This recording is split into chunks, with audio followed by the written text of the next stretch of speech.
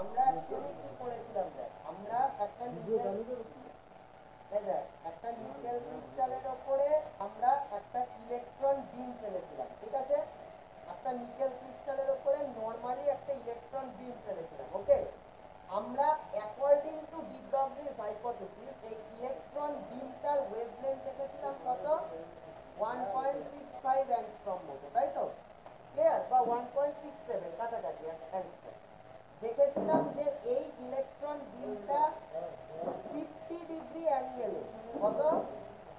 50 degree অ্যাঙ্গেলে একটা পয়েন্টে কি তৈরি করে? ম্যাক্সিমা তৈরি করে, ঠিক আছে? ক্লিয়ার? যখন অ্যানোড ভোল্টেজটা 54 ভোল্ট, ঠিক আছে? তাহলে যখন অ্যানোড ভোল্টেজটা 54 ভোল্ট, তখন ইলেকট্রন বিমটার ওয়েভলেন্থ এত 1.65 অ্যাংস্ট্রম অ্যাকর্ডিং টু ডি ব্রগলির হাইপোথিসিস।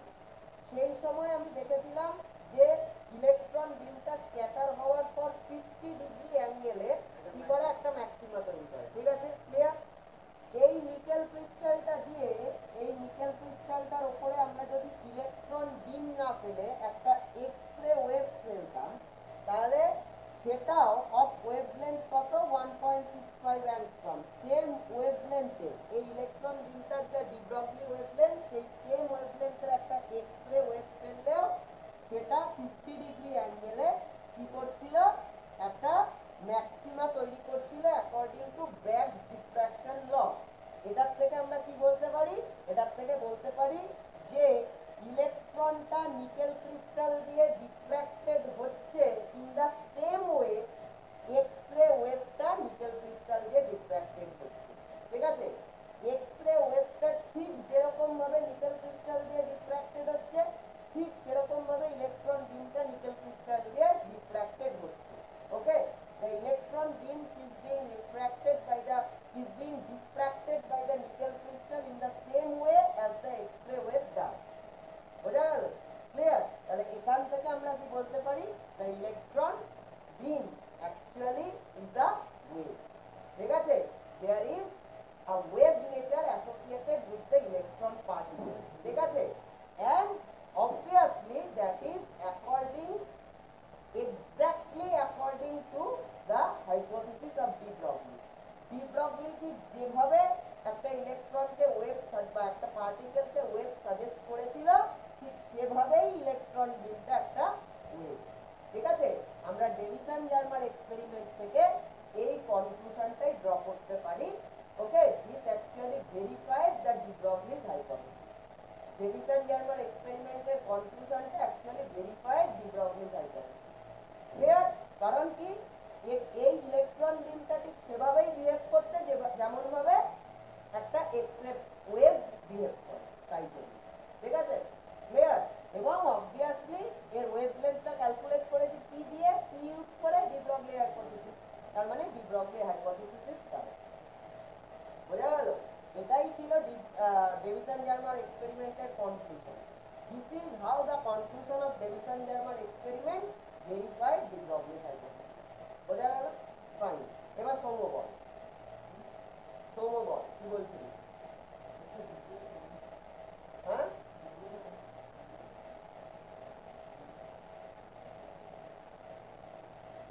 তাহলে আমরা এবার করব double slit experiment with electron beam. আমরা already Young's double slit experiment করেছি ইন্টারফারেন্সে, রাইট? ঠিক আছে? সেখানে ইন্টারফারেন্স অফ লাইটে ইয়াংস ডাবল স্লিট এক্সপেরিমেন্টে দেখেছিলাম যে ওয়েভ নেচার অফ লাইটটা এক্সিবিটেড হয়, ঠিক আছে? ক্লিয়ার? এবারে আমরা ওই সেম এক্সপেরিমেন্টটা দেখব। এখানে এরকম দুটো স্লিট থাকবে আর এখানে একটা স্ক্রিন থাকবে। সেই সেম এক্সপেরিমেন্টটা, সেই double slit experiment, S1 S2 দুটো স্লিট, এখানে একটা স্ক্রিন আর এখানে একটা সোর্স S, ঠিক আছে? বাট সেম এক্সপেরিমেন্টটা দেখব ইলেকট্রন বিমের জন্য, ঠিক আছে? ক্লিয়ার? আমরা লাইটের জন্য এই এক্সপেরিমেন্টটা দেখেছি, স্ক্রিনের উপর একটা ইন্টেন্সিটি ডিস্ট্রিবিউশন তৈরি হয় যাকে ইন্টারফারেন্স বলি। ক্লিয়ার? এবারে আমরা একই এক্সপেরিমেন্ট দেখব ইলেকট্রন বিম দিয়ে, ঠিক আছে? ওকে, ফাইন। এবারে ইলেকট্রন বিম দিয়ে যখন এই এক্সপেরিমেন্টটা করা হলো ডি ব্রগলিজ হাইপোথিসিস আসার পরে, তখন দেখা গেল ইলেকট্রন বিমের জন্য এই স্ক্রিনের ওপর কি হচ্ছে? একটা ইন্টেন্সিটি ডিস্ট্রিবিউশন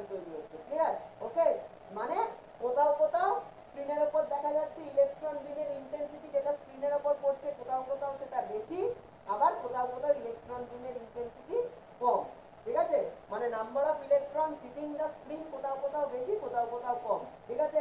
ওকে, মানে অনেকটা analogous to bright fringe and dark fringe of light, ঠিক আছে, অন দ্য স্ক্রিন। ওকে, তাহলে সেম ডাবল স্লিট এক্সপেরিমেন্ট করা হলো ইলেকট্রন বিম দিয়ে, আর অবজার্ভ রেজাল্টটা স্ক্রিনের উপর পাওয়া গেল, ঠিক আছে? এই ঘটনাটাও ততটা ইন্টারেস্টিং নয়। ইন্টারেস্টিং ঘটনাটা কখন এলো সায়েন্টিস্টদের সামনে? যখন এই intensity of the incident electron beam সেটাকে রিডিউস করা হলো। Intensity of the incident electron বিমকে রিডিউস করা হলো। কতটা রিডিউস করা হলো? রিডিউস করতে করতে করতে করতে এমন একটা কন্ডিশনে নিয়ে আসা হলো, এত কম ইন্টেন্সিটি ইলেকট্রন বিমের, যে প্র্যাকটিক্যালি কোনো একটা ইনস্ট্যান্টে একটাই ইলেকট্রন সোর্স থেকে এই S1S2 স্লিটের এখানটায় এই জায়গাটায় পৌঁছচ্ছে, ঠিক আছে? ক্লিয়ার? the intensity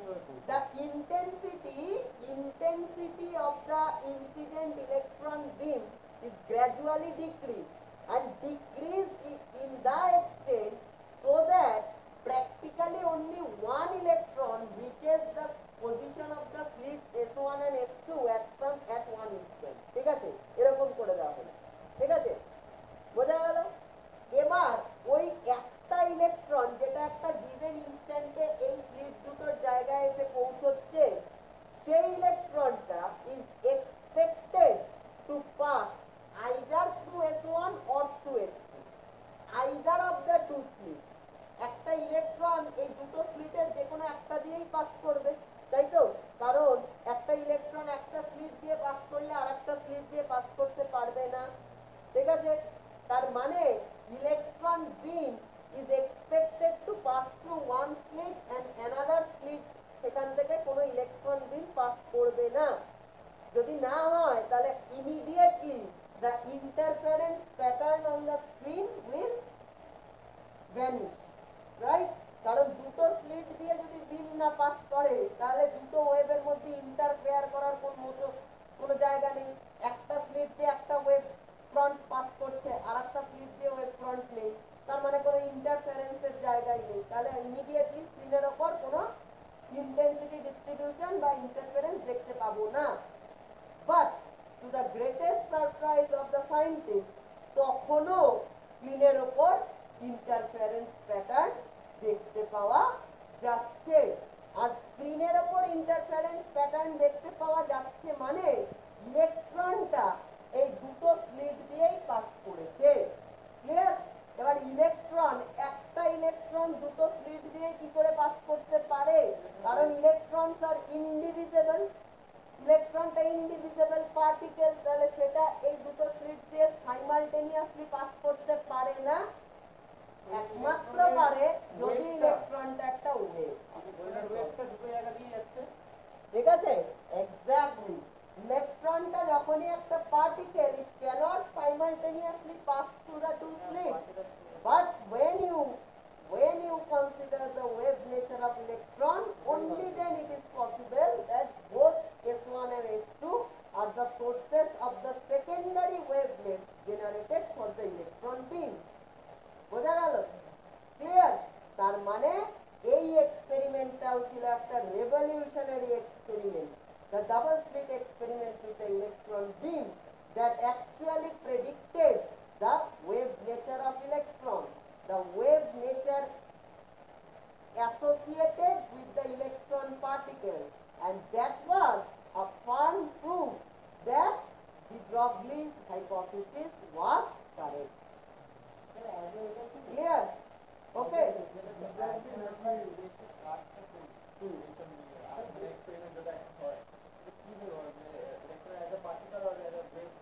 ওই যে ইলেকট্রন একটা পার্টিকেল না ওয়েভ, সেই কথাটা হচ্ছে কি, ওই যে কথাটা আমি বললাম তার উপর ডিপেন্ড করে। একদম কমপ্লিমেন্টারি, এই জিনিসটা হচ্ছে কি রিয়েলাইজ করার ব্যাপার। What is complement and what is contradiction. বিষয়টা হচ্ছে গিয়ে ওই একটা কথা আগের দিন কাকে যেন বলেছিলাম, অর্ণবকে না কাকে, আমাকে জিজ্ঞাসা করছিল, একটা কয়েন দেখি, যে কয়েনটার মধ্যে দুটো জিনিসই আছে। একটা কয়েন, সেই কয়েনের মধ্যে হেড রয়েছে, টেল রয়েছে, দুটো সাইমালটেনিয়াসলি রয়েছে তো, কিন্তু এরা কি কন্ট্রাডিক্টরি, দুটো সাইমালটেনিয়াসলি থাকার জন্য এরা কি কন্ট্রাডিক্টরি নয়, কারণ দে আর মিউচুয়ালি এক্সক্লুসিভ। আমি যখন তোকে কয়েনটার হেড দেখাবো তখন কি টেলটা তুই দেখতে পাস? দেখতে পাস না। আবার কয়েনটাকে উল্টে যখন টেলটা দেখাবো কয়েনটার, তখন তুই কি হেডটা দেখতে পাস না। তাহলে তুই কোনো একটা ইনস্ট্যান্টে কোনো একটা ঘটনায় দেখতে পাস, তার মানে কোনো একটা এক্সপেরিমেন্টের জন্য আইদার ওর পার্টিকেল নেচার এক্সিবিটেড হয়, কোনো একটা ঘটনার এক্সপেরিমেন্টের জন্য ওর ওয়েভ নেচার এক্সিবিটেড হয়। ঠিক আছে, যখন পার্টিকেল নেচার এক্সিবিটেড হয় তখন ওয়েভ নেচারটা আমি ভুলে যাব, আমার নেই ওটার আর ওয়েভ নেচার। যখন হেড দেখছি তখন টেলটা আমি দেখতে পাচ্ছি না, তখন টেলে দেখার কোনো জায়গা নেই। আর যখন আমি ওয়েভ নেচার দেখছি তখন পার্টিকেল নেচারটা আমি ভুলে যাবো, কারণ ওটা আমি দেখতেই পাবো না। যখন টেল দেখছি হেডটাকে আমি দেখতে পাবো। তো দে আর মিউচুয়ালি এক্সক্লুসিভ। একটা থাকলে আর একটা আমি ভুলে যাব, তার মানে মিউচুয়ালি এক্সক্লুসিভ। ঠিক আছে, তার মানে হচ্ছে এরা কন্ট্রাডিক্ট করে না। একসাথে হেড টেল থাকলে তখন কন্ট্রাডিক্ট করছে, কিন্তু একসাথে হেড টেল থাকছে না, একটা থাকলে আর একটা আমি ভুলে যাচ্ছি, তাহলে এরা মিউচুয়ালি এক্সক্লুসিভ। তাহলে দে আর কমপ্লিমেন্টারি। ঠিক আছে, এই যে কমপ্লিমেন্ট করছে মানে একজন না থাকলে আর একজন কমপ্লিট করছে। ঠিক আছে, আর তোকে দিয়েও আমি এক্সাম্পল দিতে পারতাম, আমি দেবো না, বিকজ আই প্রমিস। মানে ঠিক আছে, এবার কেস হচ্ছে গিয়ে হ্যাঁ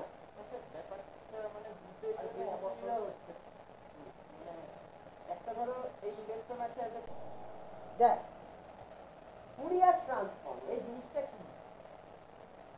আচ্ছা, আমরা ক্লাস 11-এ অ্যাকোয়াস্টিক্সে পড়েছিলাম how to form a standing wave, তাই তো? কিভাবে স্ট্যান্ডিং ওয়েভটা ফর্ম করতে হয় পড়েছিলাম। নিশান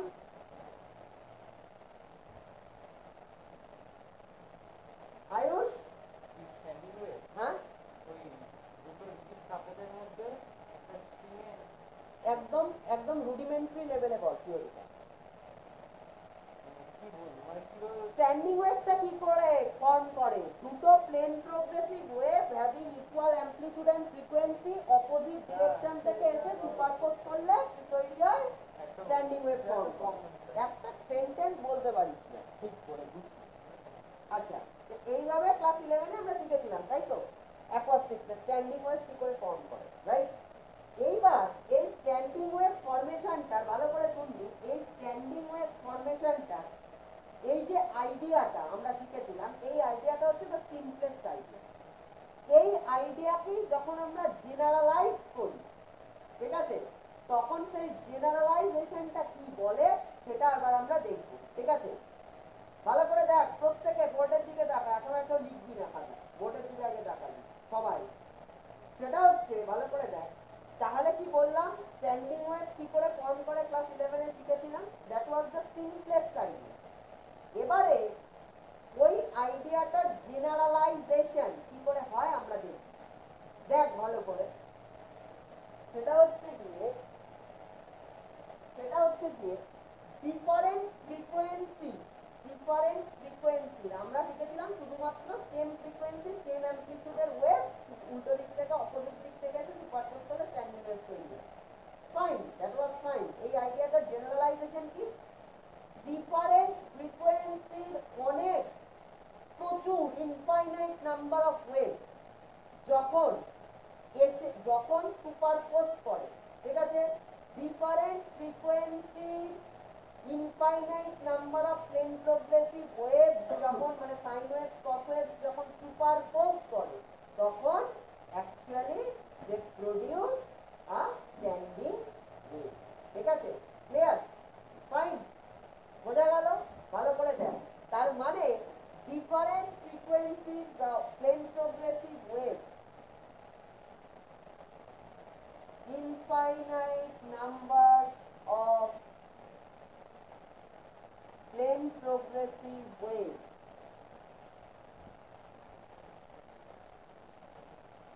having different frequencies, having different frequencies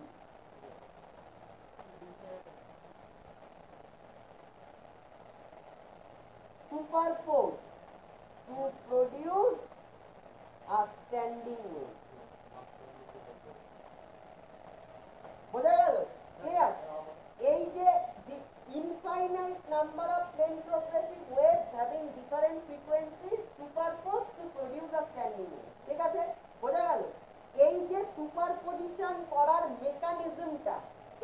superposition করার যে ম্যাথমেটিক্যাল মেকানিজমটা, সেই ম্যাথমেটিক্সটার নাম হচ্ছে ফুরিয়ার ট্রান্সফর্ম। বোঝা গেল? বা Fourier integral, Fourier transform or Fourier integral. ঠিক আছে,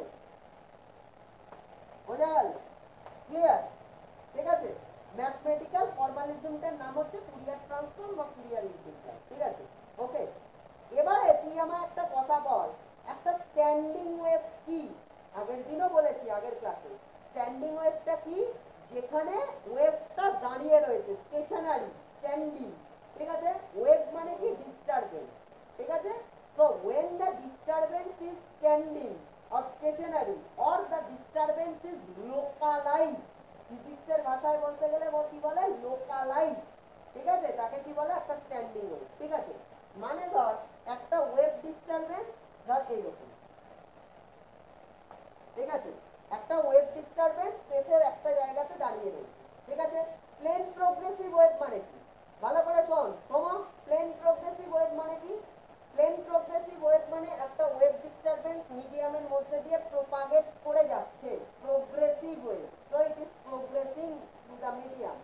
ঠিক আছে, আর স্ট্যান্ডিং ওয়েভ মানে কি? The standing wave is the localised wave, মানে the wave disturbance is standing, stationary or localized in a particular region of space. স্পেসের একটা পার্টিকুলার রিজিয়নে ওয়েভ ডিস্টারবেন্সটা দাঁড়িয়ে রয়েছে। ঠিক আছে, লোকালাইজড হয়ে রয়েছে, সেটা হচ্ছে একটা স্ট্যান্ডিং ওয়েভ। ঠিক আছে, তাহলে এরকম একটা স্ট্যান্ডিং ওয়েভ কি করে প্রডিউসড হলো? এরকম একটা স্ট্যান্ডিং ওয়েভ প্রডিউসড হলো হচ্ছে infinite number of plane progressive wave having different frequency যখন সুপারপোজ করে, তখন এরকম একটা স্ট্যান্ডিং ওয়েভ তৈরি হয়। ঠিক আছে, infinite number of different frequency plane progressive wave superpose করলে এরকম একটা স্ট্যান্ডিং ওয়েভ তৈরি হয়। ঠিক আছে, হ্যাঁ, প্লেন প্রোগ্রেসিভ ওয়েভ গুলো সুপারপজিশন মানে সবাইকে একসাথে করে রেজাল্ট্যান্ট বানালে উইল গেট দিস।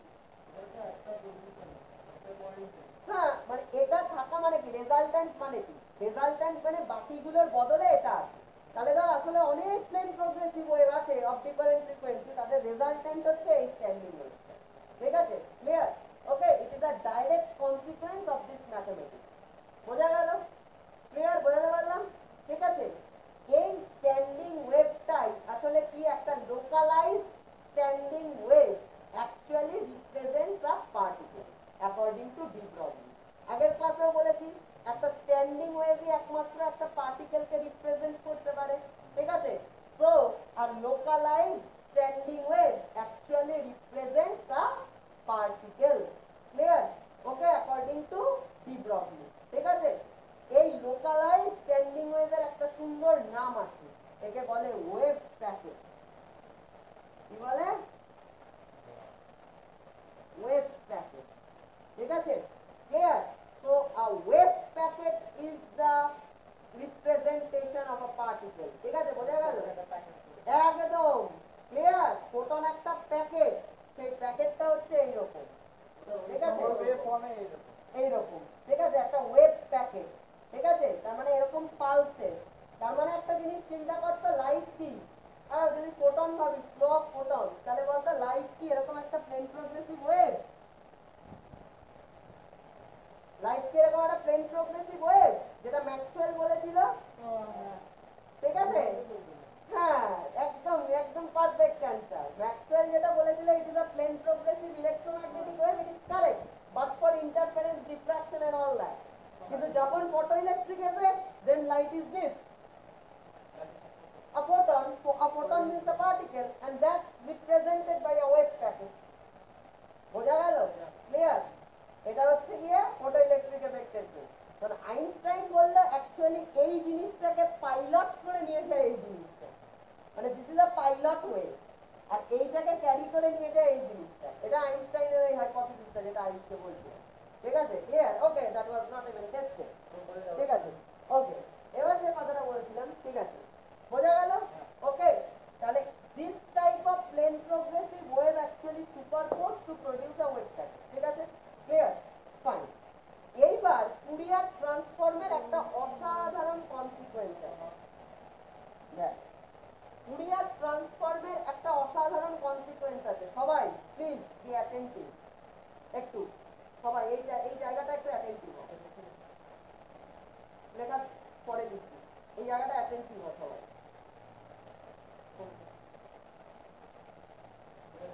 ঠিক আছে, দেখ ফুরিয়ার ট্রান্সফর্মের একটা কনসিকুয়েন্স আছে, মানে ফুরিয়ার ট্রান্সফর্মের একটা কনক্লুশন আছে, সেটা কি বলে? সেটা হচ্ছে the range of the frequency, the higher the range of the frequency, ভালো করে আগে লিখে নি তারপর বলি, the higher the range of the frequency, range of the frequency of the component waves that superpose to produce the standing wave or wave packet একবারে লিখি,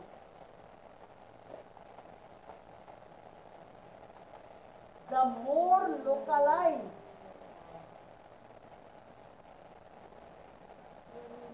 is the wave packet.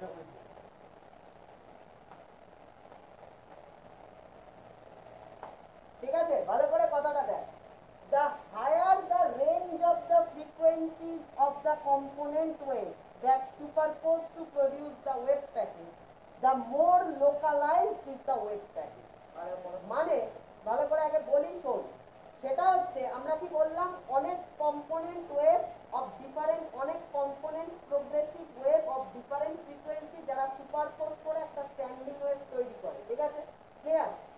এবার যত বেশি রেঞ্জের ফ্রিকোয়েন্সি, যত ডিফারেন্ট রেঞ্জের frequency, মানে যত বেশি রেঞ্জের ফ্রিকোয়েন্সি ওয়েভ গুলোকে সুপারপোজ করাবি, ঠিক আছে, ধর সাপোজ আমি ধর 5 to 10 বা 1 to 5 এই রেঞ্জে, আমি একটা এক্সাম্পল দিচ্ছি, আমি গিভিং ইউ অ্যান এক্সাম্পল, ঠিক আছে, মান্ডের এক্সাম্পল, ধর 1 to 5 এই রেঞ্জের ফ্রিকোয়েন্সি, এই রেঞ্জের ফ্রিকোয়েন্সির মধ্যে বিভিন্ন প্রোগ্রেসিভ ওয়েভকে আমরা কি করছি, সুপারপোজ করা।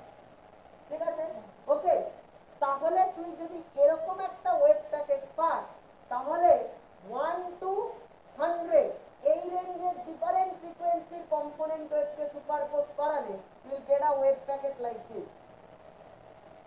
তো এটা কি মোর লোকালাইজড, এটা কি মোর লোকালাইজড ইন আ স্পেস। কি করে হচ্ছে সেটা তুই বুঝতে পারবি না, মানে কি করে হচ্ছে তার জন্য ম্যাথমেটিক্সটা শিখতে হবে। আমি তোকে শুধু কনক্লুশনটা বলছি, ম্যাথমেটিক্সটা তো তোর out of scope, Fourier integral, ঠিক আছে, you don't even know Fourier series, তো ফুরিয়ার সিরিজ জানার পরে ফুরিয়ার ট্রান্সফর্ম ইন্টিগ্রাল, ঠিক আছে, ঠিক আছে।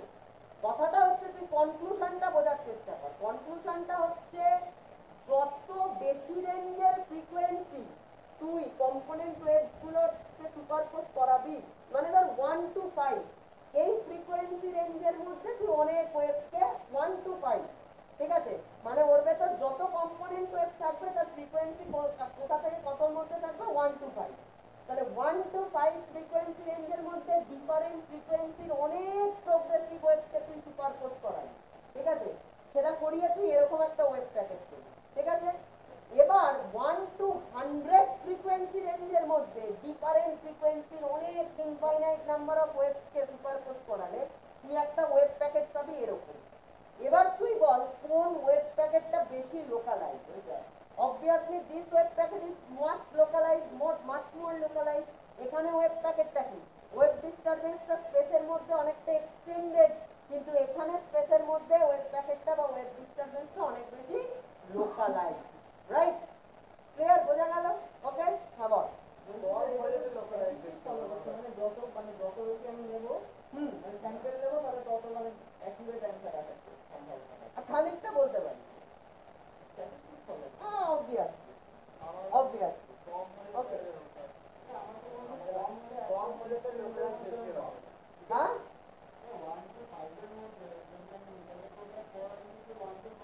না না, বিষয়টা তো সেভাবে হচ্ছে না। তুই 1 to 5 এর মধ্যে নিলে কি, তুই লোকালাইজেশন বিষয়টা তো তোর ওই এর উপর ডিপেন্ড, তুই কিসের প্রবাবিলিটির কথা বলছিস? 1 to 5 এর ফ্রিকোয়েন্সি রেঞ্জের মধ্যে তুই যদি সুপারপোজ করাস, তাহলে লোকালাইজড হওয়াটা তো তার উপর ডিপেন্ড করে না, It is entirely depending on the mathematics. কথাটা বুঝতে পারলি? হ্যাঁ, যত বেশি রেঞ্জের নিবি, মানে ধর 1 to 100, তুই যে জিনিসটা ভাবছিস সেটা কি জানিস? তুই ভাবছিস এই রেঞ্জটা ফ্রিকোয়েন্সি না, মানে তুই বলছিস ফ্রিকোয়েন্সি, কিন্তু তোর মাথায় ওটা পড়ে গেছে হচ্ছে স্পেস, মানে লেন্থ। ঠিক আছে, 1 to 100 লেন্থের মধ্যে আমি ওয়েভ সুপারপোজ করাচ্ছি না, 1 to 100 ফ্রিকোয়েন্সি রেঞ্জ।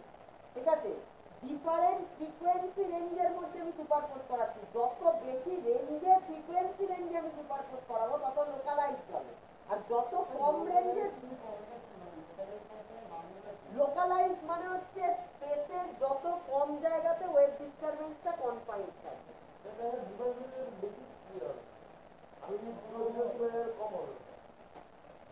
আবার তুই নাম্বারের উপর ডিপেন্ড, ওটাকে নাম্বার হিসেবে ভাবছিস, যেটা তুই ভাবছিস। আমি একটা কথা বলে দিই তোর, এই কনক্লুশনটা তোর পক্ষে এমনিতে বোঝা সম্ভব না, এটার জন্য ম্যাথমেটিক্সই দরকার।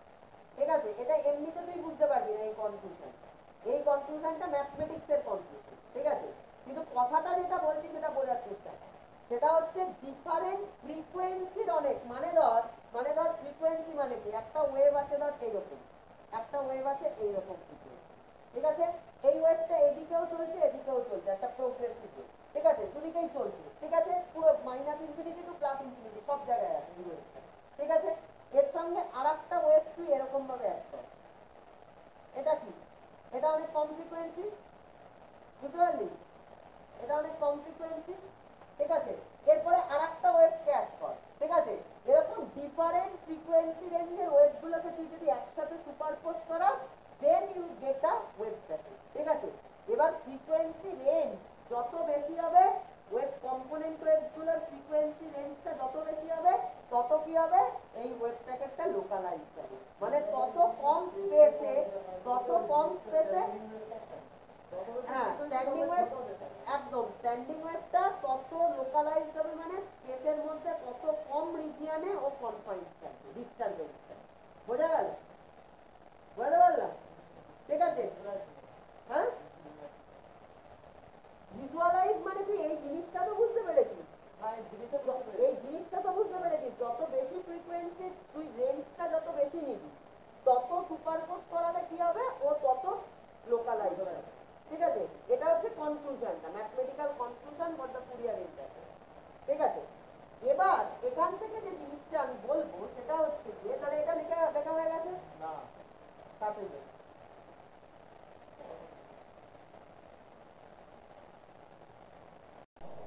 ধর একটা প্রোগ্রেসিভ ওয়েভ। ঠিক আছে, ধর একটা পার্টিকেলকে, একটা প্রোগ্রেসিভ ওয়েভ, একটা প্লেন প্রোগ্রেসিভ ওয়েভ একটা পার্টিকেলকে রিপ্রেজেন্ট করছে, তাহলে কি হবে, এরকম একটা প্লেন প্রোগ্রেসিভ ওয়েভ পার্টিকেলকে রিপ্রেজেন্ট করছে।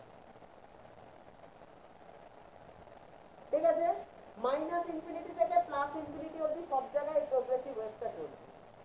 ঠিক আছে, এবার এই প্রোগ্রেসিভ ওয়েভটা কি সমস্ত স্পেসের সব পয়েন্টে কি একই রকম দেখতে, আইডেন্টিক্যাল। তার মানে কি, তার মানে এইটা যদি নিশান্তকে রিপ্রেজেন্ট করে, তাহলে Nishant is present everywhere simultaneously. নিশান্তকে যদি রিপ্রেজেন্ট করে, আমার বাড়িতেও নিশান্ত এখানে রয়েছে যেরকম ভাবে, ওর বাড়িতেও একই রকম ভাবে একই টাইমে একই জায়গায় ওর বাড়িতে একই রকম ভাবে রয়েছে, কারণ স্পেসের সব পয়েন্টে সাইমালটেনিয়াস আইডেন্টিক্যাল দেখতে ওয়েভটা। তাই জন্য প্লেন প্রোগ্রেসিভ ওয়েভটা can never represent the particle. But think about the wave packet. When the wave packet is here, the particle is here, not any at the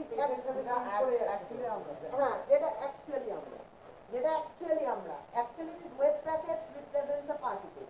তাহলে যখন পার্টিকেলটা এখানে, ওয়েভ প্যাকেটটা এখানে, যখন স্পেসের অন্য কোনো পয়েন্টে ওয়েভ প্যাকেটটার এক্সিস্টেন্স নেই for this time, for this instant, তারপরে কি হবে, এটা অন্য জায়গায় চলে যাবে। ক্লিয়ার? বোঝা গেল? ওয়েভ প্যাকেটটাও চলে গেল। ক্লিয়ার? ওকে, বাট এই ওয়েভ প্যাকেটটাও তো এত লোকালাইজ হয় না, এই ওয়েভ প্যাকেটটাও একটা চলতে থাকে। ঠিক আছে, ক্লিয়ার? তাহলে তুই বলবি কি, যখন ওয়েভ প্যাকেটটা চলতে থাকবে তখন তুই কি বলবি, মানে বিভিন্ন জায়গায় কি ওয়েভ প্যাকেটটা আরো এক্সটেন্ডেড হবে। ঠিক আছে, তখন তুই কি বলবি, পার্টিকেলটা কোথায় আছে, যখন তুই দেখবি এই অ্যামপ্লিটিউডটা ম্যাক্সিমাম, পার্টিকেলটা সেই জায়গায়, মানে সেই জায়গায় পার্টিকেলটা পাওয়ার প্রবাবিলিটি সবচেয়ে বেশি। because this amplitude is called the probability amplitude. বোঝা গেল? এইখানে যেখানে অ্যামপ্লিটিউড বেশি থাকবে পার্টিকেলটা সেখানে থাকবে, মানে থাকার প্রবাবিলিটি বেশি। So it is called a probability amplitude. আমরা পরে সেই জায়গায় আসছি, ঠিক আছে? যে কথাটা বলছিলাম সেই কথাটা আগে। এবারে তাহলে তুই একটা জিনিস চিন্তা কর, এটা মুছলাম, ওকে?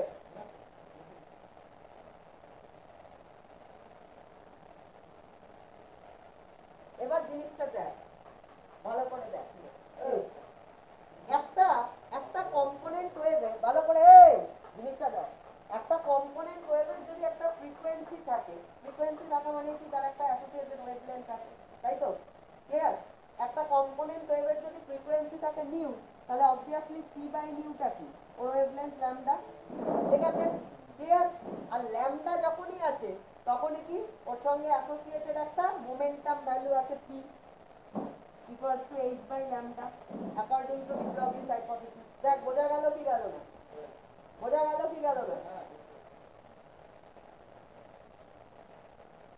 বোঝা গেল কি গেল না? দেখ জিনিসটা ভালো করে, যখনই একটা কম্পোনেন্ট ওয়েভের ফ্রিকোয়েন্সি আছে, ফ্রিকোয়েন্সি থাকা মানে কি একটা ওয়েভলেন্থ ভ্যালু আছে, একটা ওয়েভলেন্থ ভ্যালু থাকা মানে কি একটা মোমেন্টাম ভ্যালু আছে, ঠিক আছে? ক্লিয়ার? আচ্ছা, p equals to h by lambda, ঠিক আছে? ক্লিয়ার? এবারে তুই আমার একটা কথা বল, এই যে ওয়েভ প্যাকেটটা, তাহলে এই ওয়েভ প্যাকেটটা তৈরি হওয়ার জন্য অনেক কম্পোনেন্ট ওয়েভ লেগেছে, তাই তো?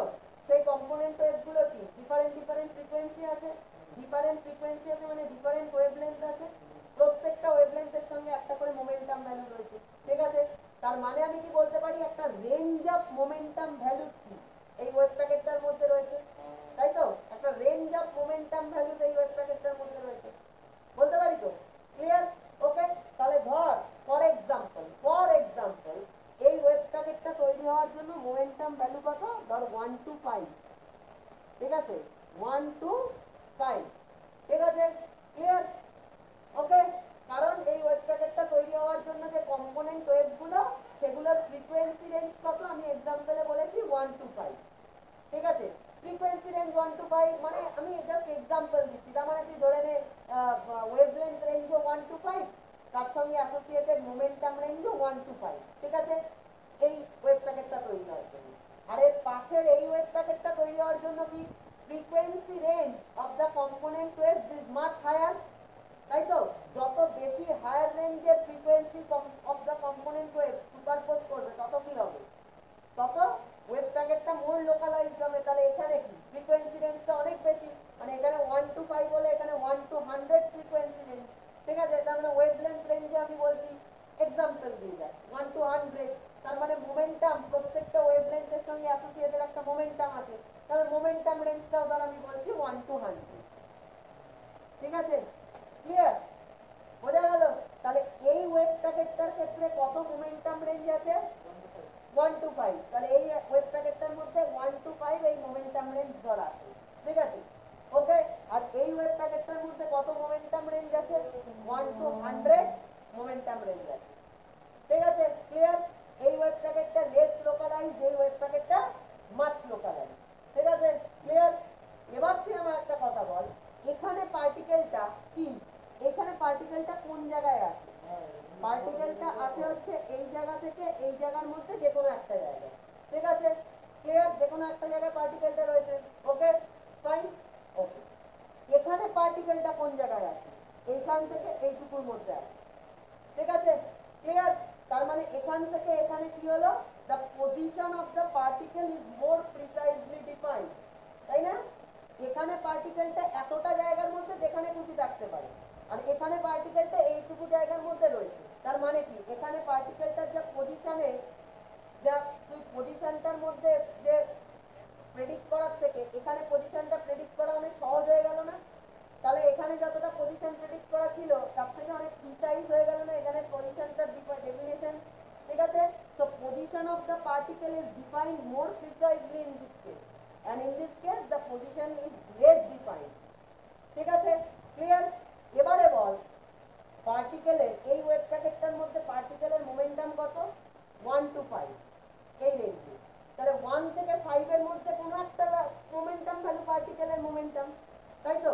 ক্লিয়ার? তাহলে এখান থেকে মোমেন্টাম খুঁজে পাওয়া বেশি কঠিন নাকি 1 to 100 এই ওয়েভ প্যাকেটটার মধ্যে পার্টিকেলের মোমেন্টাম খুঁজে পাওয়া বেশি কঠিন? অবভিয়াসলি 1 থেকে 5 এর মধ্যে মোমেন্টাম খুঁজে পাওয়া বেশি সহজ, আর 1 to 100 এর মধ্যে থেকে কোনো একটা মোমেন্টাম ভ্যালু খুঁজে পাওয়া বেশি কঠিন। So here the momentum is much defined and here the momentum is less defined.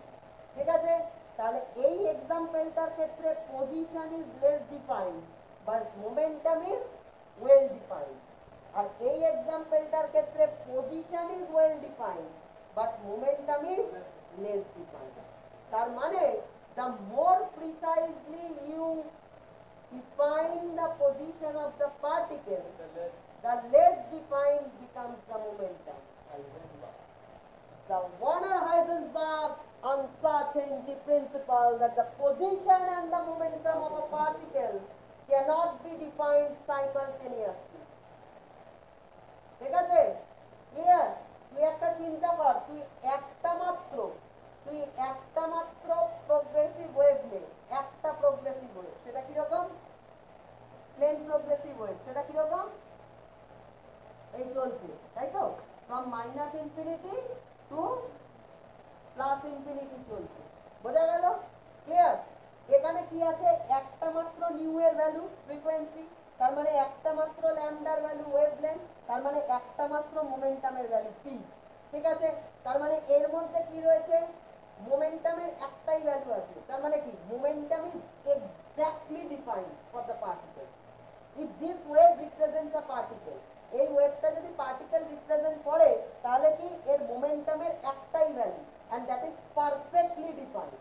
ঠিক আছে, একটাই ভ্যালু, তার মানে পারফেক্টলি ডিফাইন্ড মোমেন্টাম। ঠিক আছে, এবার পজিশনের কথা চিন্তা কর, minus infinity to plus infinity সব জায়গায় ওয়েভটা আছে, তার মানে পজিশন পার্টিকেলটা স্পেসের মাইনাস টু প্লাস যেখানে খুশি থাকতে পারে, তার মানে the position is absolutely uncertain. The position is absolutely uncertain. The position is infinitely badly defined. ঠিক আছে, মানে পজিশন ডিফাইন্ড দিল, তার মানে যেই তুই পার্টিকেলের মোমেন্টামকে ফিক্স করতে যাবি, পার্টিকেলের কি হয়ে যাবে? পজিশনটা আনসার্টেন হয়ে যাবে কমপ্লিটলি। ক্লিয়ার? ওকে, এবারে তোর যদি এরকম একটা ওয়েভ প্যাকেট থাকে, ভালো করে দেখ, এরকম একটা ওয়েভ প্যাকেট, এটার নাম হচ্ছে ডিরাক ডেল্টা ফাংশন।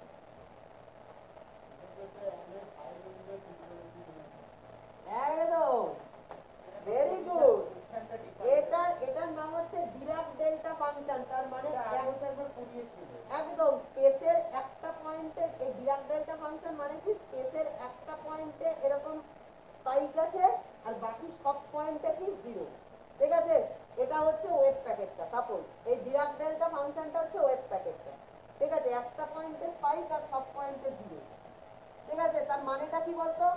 এখানে কি পজিশন অফ দ্য পার্টিকেল কি? ভালো করে দেখ সমো, এখানে কি হবে? Position of the particle is perfectly defined, কারণ পজিশনটা এই পয়েন্টেই রয়েছে, পারফেক্টলি ডিফাইন্ড পজিশন। ঠিক আছে, ক্লিয়ার? কিন্তু ডিরাক ডেল্টা ফাংশন বানাতে গেলে তোকে যত কম্পোনেন্ট প্রোগ্রেসিভ ওয়েভকে সুপারপোজ করাতে হয় তার ফ্রিকোয়েন্সি রেঞ্জটা মাইনাস ইনফিনিটি থেকে প্লাস ইনফিনিটি। ঠিক আছে, তার মানে তার ফ্রিকোয়েন্সি রেঞ্জটা 0 টু ইনফিনিটি, সরি তার ফ্রিকোয়েন্সি রেঞ্জটা 0 টু ইনফিনিটি, ফ্রিকোয়েন্সি রেঞ্জটা 0 টু ইনফিনিটি, তার মানে তার ওয়েভলেন্থ রেঞ্জটা হচ্ছে 0 টু ইনফিনিটি, তার মানে তার মোমেন্টাম রেঞ্জটা minus infinity to plus infinity, কারণ প্রত্যেকটা ওয়েভলেন্থের সঙ্গে অ্যাসোসিয়েটেড একটা মোমেন্টাম ভ্যালু থাকবে।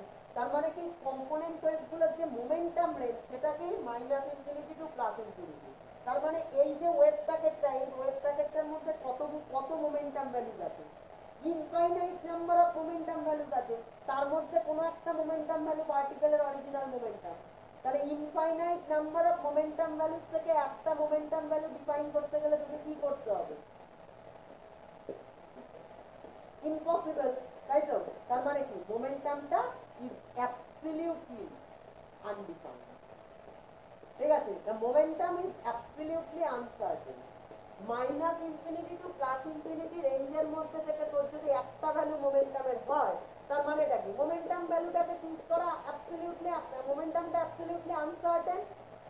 বোঝা গেল? দেখ, বোঝা গেল? পজিশনটাকে ডিফাইন করলি কোনো একটা পয়েন্টে, মোমেন্টাম কি হয়ে গেল, অ্যাবসলিউটলি আনসার্টেন হয়ে গেল। Minus infinity to plus infinity momentum value, তার মধ্যে থেকে একটা মোমেন্টাম মানে একদম মোমেন্টামটা কি হয়ে গেল, ইজ অ্যাবসলিউটলি ব্যাডলি ডিফাইন্ড।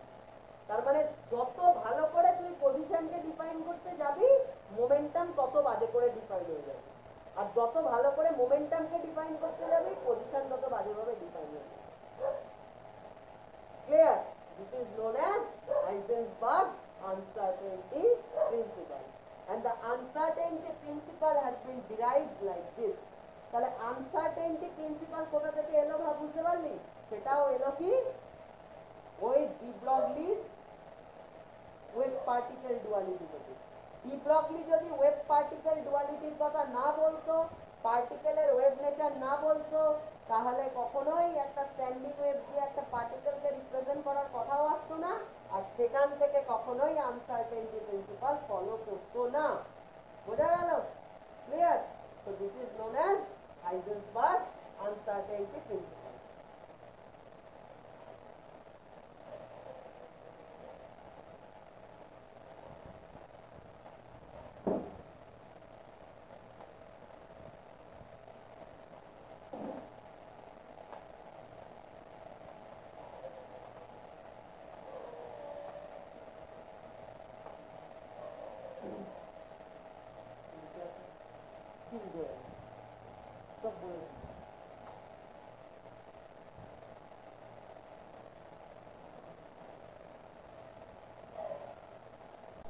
আচ্ছা দেখ, তাহলে ক্লাসিক্যাল মেকানিক্সে একটা জিনিস দেখ, ক্লাসিক্যাল মেকানিক্সে এই দেখ, আমরা যখন ক্লাসিক্যাল মেকানিক্স পড়েছিলাম, নিউটনিয়ান মেকানিক্স, তখন কি হয়েছিল?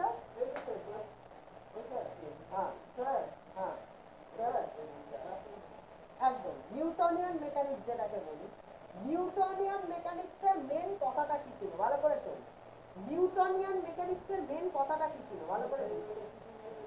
F equals to ma, ঠিক আছে? তাহলে এখান থেকে কি হতো, m a মানে কি, F equals to m d2r dt, তাই তো? d2r dt, ঠিক আছে? ক্লিয়ার? ওকে। তাহলে এখান থেকে তুই কি পেতি, m d2r dt2 equals to m, একটা এরকম একটা ডিফারেনশিয়াল ইকুয়েশন তুই পেতি, ঠিক আছে? ক্লিয়ার? এরকম একটা ডিফারেনশিয়াল ইকুয়েশন তুই পেতি, ঠিক আছে? বোঝা গেল? বোঝা গেল? আচ্ছা, এবার নেক্সট কোনো একটা মেকানিক্যাল প্রবলেমের ক্ষেত্রে কি করে সায়েন্টিস্টরা ফোর্স লটাকে অ্যাকচুয়ালি ডিসকভার করে, ঠিক আছে? Clear? For a mechanical problem, ভালো করে বুঝবি, for a mechanical problem scientist discovers the fourth law, that is F as a function of R and T, ঠিক আছে? ক্লিয়ার? ওকে, বোঝা গেল? দেখ কি করে সায়েন্টিস্টরা, সায়েন্টিস্টরা কোনো একটা মেকানিক্যাল প্রবলেমের ক্ষেত্রে কি করে, ফোর্স ল এফটাকে ডিসকভার করে। আর যেমন যেমন গ্র্যাভিটি, গ্র্যাভিটির ক্ষেত্রে নিউটন ডিসকভার করলে F equals to gm1 m2r², ঠিক আছে? যেমন তোর ধর কুলম, একটা কুলমের ইলেকট্রোস্ট্যাটিক q1 q2r² বার করলো, ঠিক আছে? ঠিক সেরকম ভাবে তোর ধর একটা ধর ফোর্স ভাইব্রেশন, সেক্ষেত্রে ফোর্সটা কি f0 cos omega t, একটা হারমোনিক ফোর্স, ঠিক আছে? এই ফোর্স লটা কেমন হবে, ঠিক আছে? বা বয়েন্ট ফোর্স, ঠিক আছে? বা damping force proportional to velocity, এই ফোর্স লটা কেমন হবে সেটা সায়েন্টিস্টরা ডিসকভার করে, ঠিক আছে? F প্রপোর্শনাল টু F, ঠিক আছে? কখনো ডিসকভার করে, কখনো বিভিন্ন মডেল অ্যাজিউম করে, ঠিক আছে? হোয়াট এভার ইট ইজ, এই ফোর্স লটা কি করে সায়েন্টিস্টরা ডিসকভার করে, ঠিক আছে? এবারে ফোর্স লটা ডিসকভার করার পরে কি হয়, এইটা হচ্ছে generalised law for the Newton. F equals to ma, Newton's second law of motion is the generalized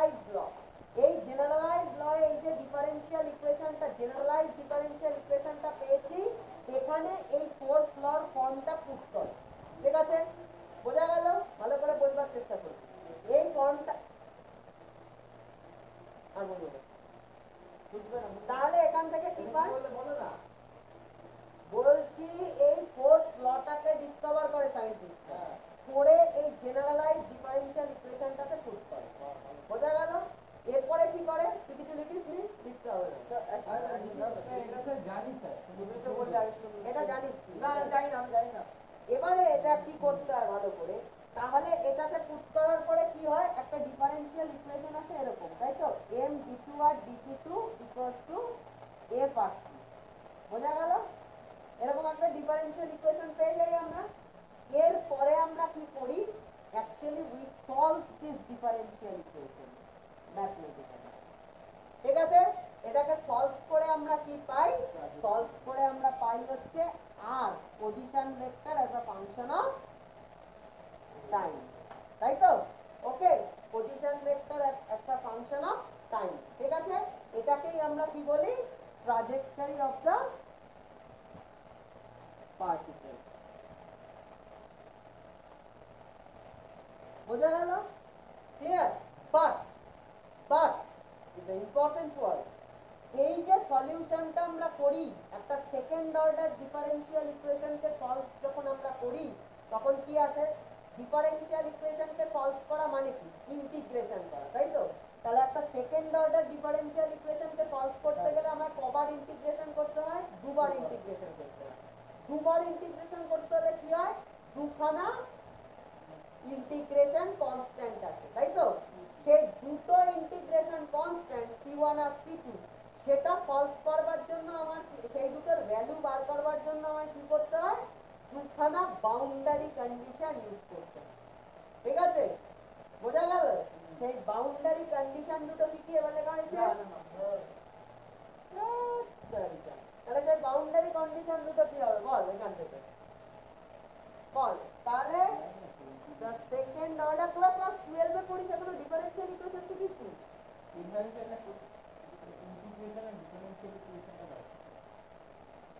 The second order or the solution of a second order differential equation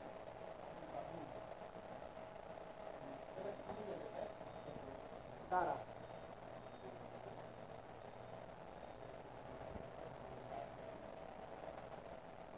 equals the value of two integration constant। ঠিক আছে? Clear? ওকে, হয়েছে আপনি? দাঁড়া দাঁড়া চুপ কর। এটা আর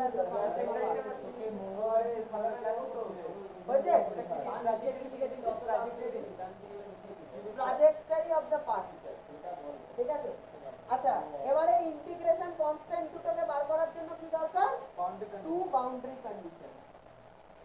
two get the values of two integration constants,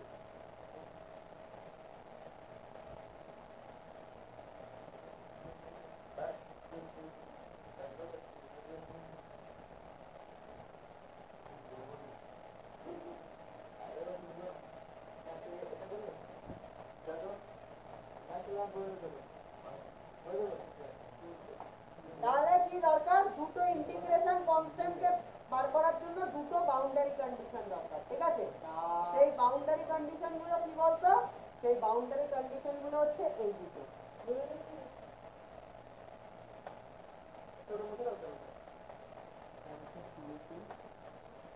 দেখ, বাউন্ডারি কন্ডিশন দুটো কি কি দেয়? একটা হচ্ছে the value of r at t equals to 0।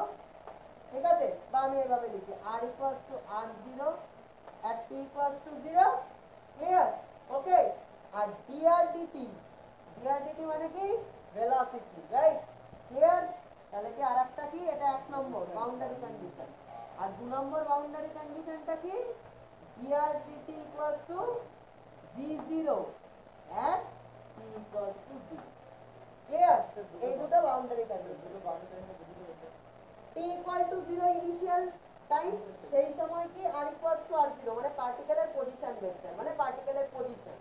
আরেকটা কি t equal to 0 টাইমে কি ইনিশিয়ালি পার্টিকেলের ডিআরডিটি ভেলোসিটি ক্লিয়ার আচ্ছা ভেলোসিটি মানে কি পার্টিকেলের মোমেন্টাম মানে m দিয়ে ভেলোসিটি কে m দিয়ে মাল্টিপ্লাই করলে লিনিয়ার মোমেন্টাম ঠিক আছে তার মানে কোনো একটা ইনিশিয়াল মোমেন্টে ভালো করে বুঝবি কোনো একটা ইনিশিয়াল মোমেন্টে পার্টিকেলের ডাইনামিক্যাল স্টেট যদি তুই জানিস মানে পজিশন আর মোমেন্টাম যদি তুই জানিস তাহলে একটা ফিউচার মোমেন্টে পার্টিকেলের পজিশন আর মোমেন্টাম কি হবে সেটা তুই কারেক্টলি প্রেডিক্ট করতে পারিস বাই নিউটনস ল এবং সমস্ত টাইমের সাথে সাথে কি করে পার্টিকেলের পজিশন আর মোমেন্টামটা ইভলভ করবে অর্থাৎ ডাইনামিক্যাল স্টেটটা কি করে ইভলভ করবে টাইমের সাথে সাথে এটা জানতে পারলেই তুই কি প্রেডিক্ট করতে পারিস correctly the trajectory of the পার্টিকেলটা কিরকম ট্রাজেক্টরিতে মুভ করছে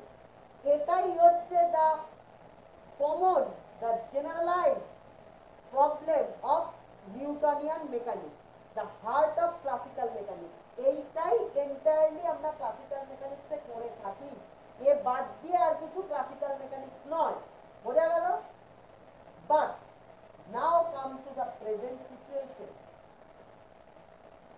এখানে একটু বলে নি তারপর এবার come to the present situation এখানে কি হচ্ছে ভালো করে দেখ নিউটনিয়ান মেকানিক্সে যতক্ষণ আমরা ছিলাম তখন t=0 টাইমে আমি পার্টিকেলের পজিশন আর মোমেন্টাম দুটোই জানতাম কারেক্টলি বাট এখন হাইজেনবার্গের আনসার্টেনটি প্রিন্সিপাল এসে গেছে সেম ইনস্ট্যান্টে আমরা পার্টিকেলের পজিশন আর মোমেন্টাম অ্যাকিউরেটলি জানতে পারি না একটা যদি অ্যাকিউরেটলি জানতে যাই আর একটা আনডিফাইন্ড হয়ে যায় আর একটা অ্যাকিউরেটলি জানতে পারলে আগেরটা আনডিফাইন্ড হয়ে যায় তাহলে হাইজেনবার্গের আনসার্টেনটি প্রিন্সিপাল আমাকে কোন জায়গায় লিমিট করে দিল যে আমি একই ইনস্ট্যান্টে পার্টিকেলের পজিশন আর মোমেন্টাম দুটোই সাইমালটেনিয়াসলি কারেক্টলি জানতে পারি না যদি না এটা জানতে পারি তাহলে কি হবে I cannot solve this equation and I cannot get the integration constant values আমি ইন্টিগ্রেশন কনস্ট্যান্ট গুলোর ভ্যালু না জানতে পারলে এই ইকুয়েশনটার কারেক্ট সলিউশন জানতে পারবো না তাহলে dynamical state of the particle কি করে টাইমের সাথে ইভলভ করছে জানতে পারবো না ট্র্যাজেক্টরি অফ দ্য পার্টিকেল জানতে পারবো না মানে আমি কিছুই জানতে পারবো না right rather to say precisely যে আমি কিছুই কারেক্টলি জানতে পারবো না সবটাই আমার প্রেডিকশন থাকবে সবটাই প্রবাবিলিটি হবে so we are going forward to a new mechanics which will be called a probabilistic mechanics the Newtonian mechanics was the deterministic mechanics মানে যেখানে সবকিছু ডিটারমাইন্ড যেখানে সবকিছু কারেক্টলি প্রেডিক্ট মানে কারেক্টলি বলা যায় কিন্তু now we are heading towards the new mechanics যেখানে সবকিছুই প্রবাবিলিস্টিক মেকানিক্স তার অর্থ আর new physics for the sub atomic domain অর্থাৎ অ্যাটমের বাইরে এই যে ম্যাক্রোস্কোপিক ওয়ার্ল্ড সেই ওয়ার্ল্ডটা ডিটারমিনিস্টিক সেই ওয়ার্ল্ডে সবকিছু ডিটারমাইন্ড বাট যখনই আমরা অ্যাটমের ভেতর ঢুকে পড়ব তখনই physics becomes probabilistic then chance has its place বোঝা গেল clear as if there are two different worlds the macroscopic world and the world within the atom the two different worlds one is deterministic and within the atom nothing is deterministic everything is probabilistic তাহলে আমি যে কথাটা বলেছিলাম ভাইভাতে সেই কথাটা কি ভুল ছিল we know nothing and we can actually know nothing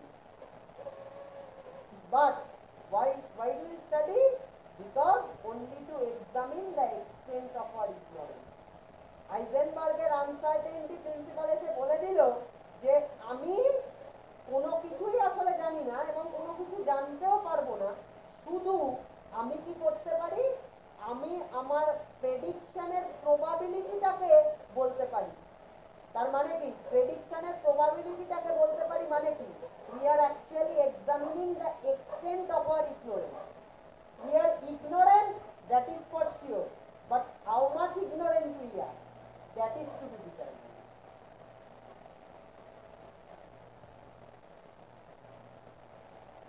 আমি কি ভুল বলেছিলাম? But no one granted me. I don't know why.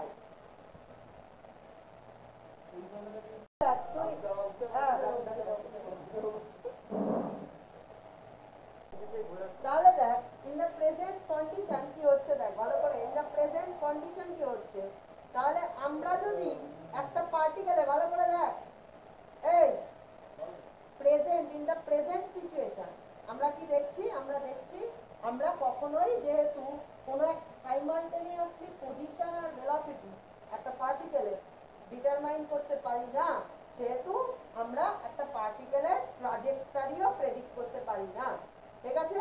তার মানে আমরা যেই মুহূর্তে বলবো electron revolves around the nucleus, সেই মুহূর্তে it has infinite momentum, right? Because আমরা একটা অরবিটাল কারণ আমরা পজিশনটা বলবো, পজিশনটা ফিক্স আছে, পজিশনটা ফিক্স আছে, তাই না?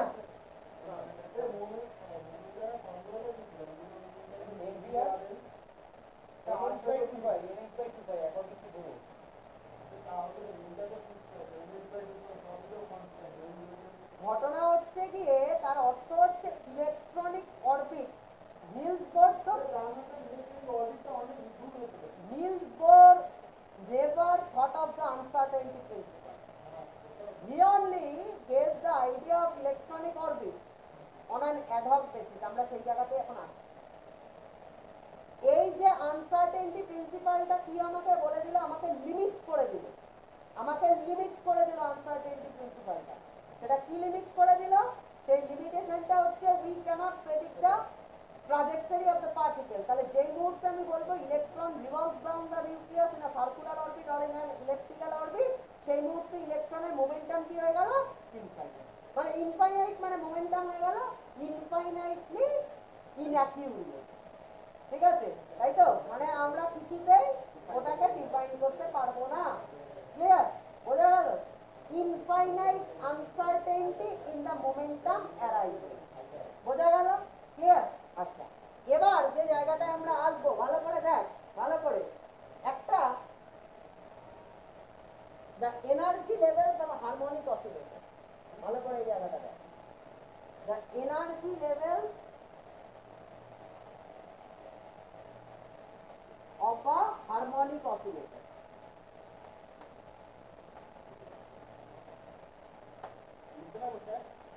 দাঁড়া, আমি বলে নিই তারপরে দেখ, the energy levels of a harmonic oscillator, ভালো করে সবাই এই জায়গাটা তাকাবি, সবাই বোর্ডের দিকে এই জায়গাটা তাকাবি প্লিজ। দেখ, একটা হারমোনিক অসিলেটরের টোটাল এনার্জি কত হয়? আমরা সিম্পল হারমোনিক মোশন পড়েছি তো, আমরা সিম্পল হারমোনিক মোশন পড়েছি ক্লাস 11 এ। ঠিক আছে? সেখানে কি দেখেছিলাম, একটা সিম্পল হারমোনিক অসিলেটরের এনার্জি কি হয়? E ইকুয়ালস টু কত হয়? E equals to half M V square plus half K x square, তাই তো? এটাকে আমরা বলতাম কাইনেটিক এনার্জি, আর এটাকে কি বলতাম? Potential energy. ঠিক আছে? এটাকে ইলাস্ট্রিক পোটেনশিয়াল এনার্জি বলতাম, হাফ কে এক্স স্কয়ার কে আর হাফ এম ভি স্কয়ার কে আমরা বলতাম কাইনেটিক এনার্জি। ঠিক আছে? এই কেটা কি ছিল? ওই যে restoring force per unit mass. ঠিক আছে? Restoring force per unit mass ছিল। ঠিক আছে? ওকে, তাহলে এটা ছিল K, so half M V square plus half কে এক্স স্কয়ার। বোঝা গেল? বোঝ? ঠিক আছে? এবার সেই রকমই একটা হারমোনিক অসিলেটর কোথায় প্রেজেন্ট থাকে? ভালো করে, হারমোনিক অসিলেটর প্রেজেন্ট থাকে কোথায়? হ্যাঁ, ইলেকট্রনটা একটা হারমোনিক অসিলেটর, মানে ওটা, ওগুলোকে আমরা কি বলতে পারি? আমরা বলতে পারি হচ্ছে, আমি বলে নি তোকে, আমরা যখন প্ল্যাঙ্কের কনসেপ্ট পড়েছিলাম, প্ল্যাঙ্কের quantum hypothesis, black body radiation, তখন কি করেছিলাম? যে ওই ক্যাভিটি ওয়ালের মধ্যে অ্যাটমিক অসিলেটর গুলো থাকে, হ্যাঁ, বা যে কোনো, আমরা কি বলেছি যে যে কোনো সারফেসের মধ্যে যে অ্যাটমের মধ্যে ইলেকট্রন আর নিউক্লিয়াস থাকে, সেটা কি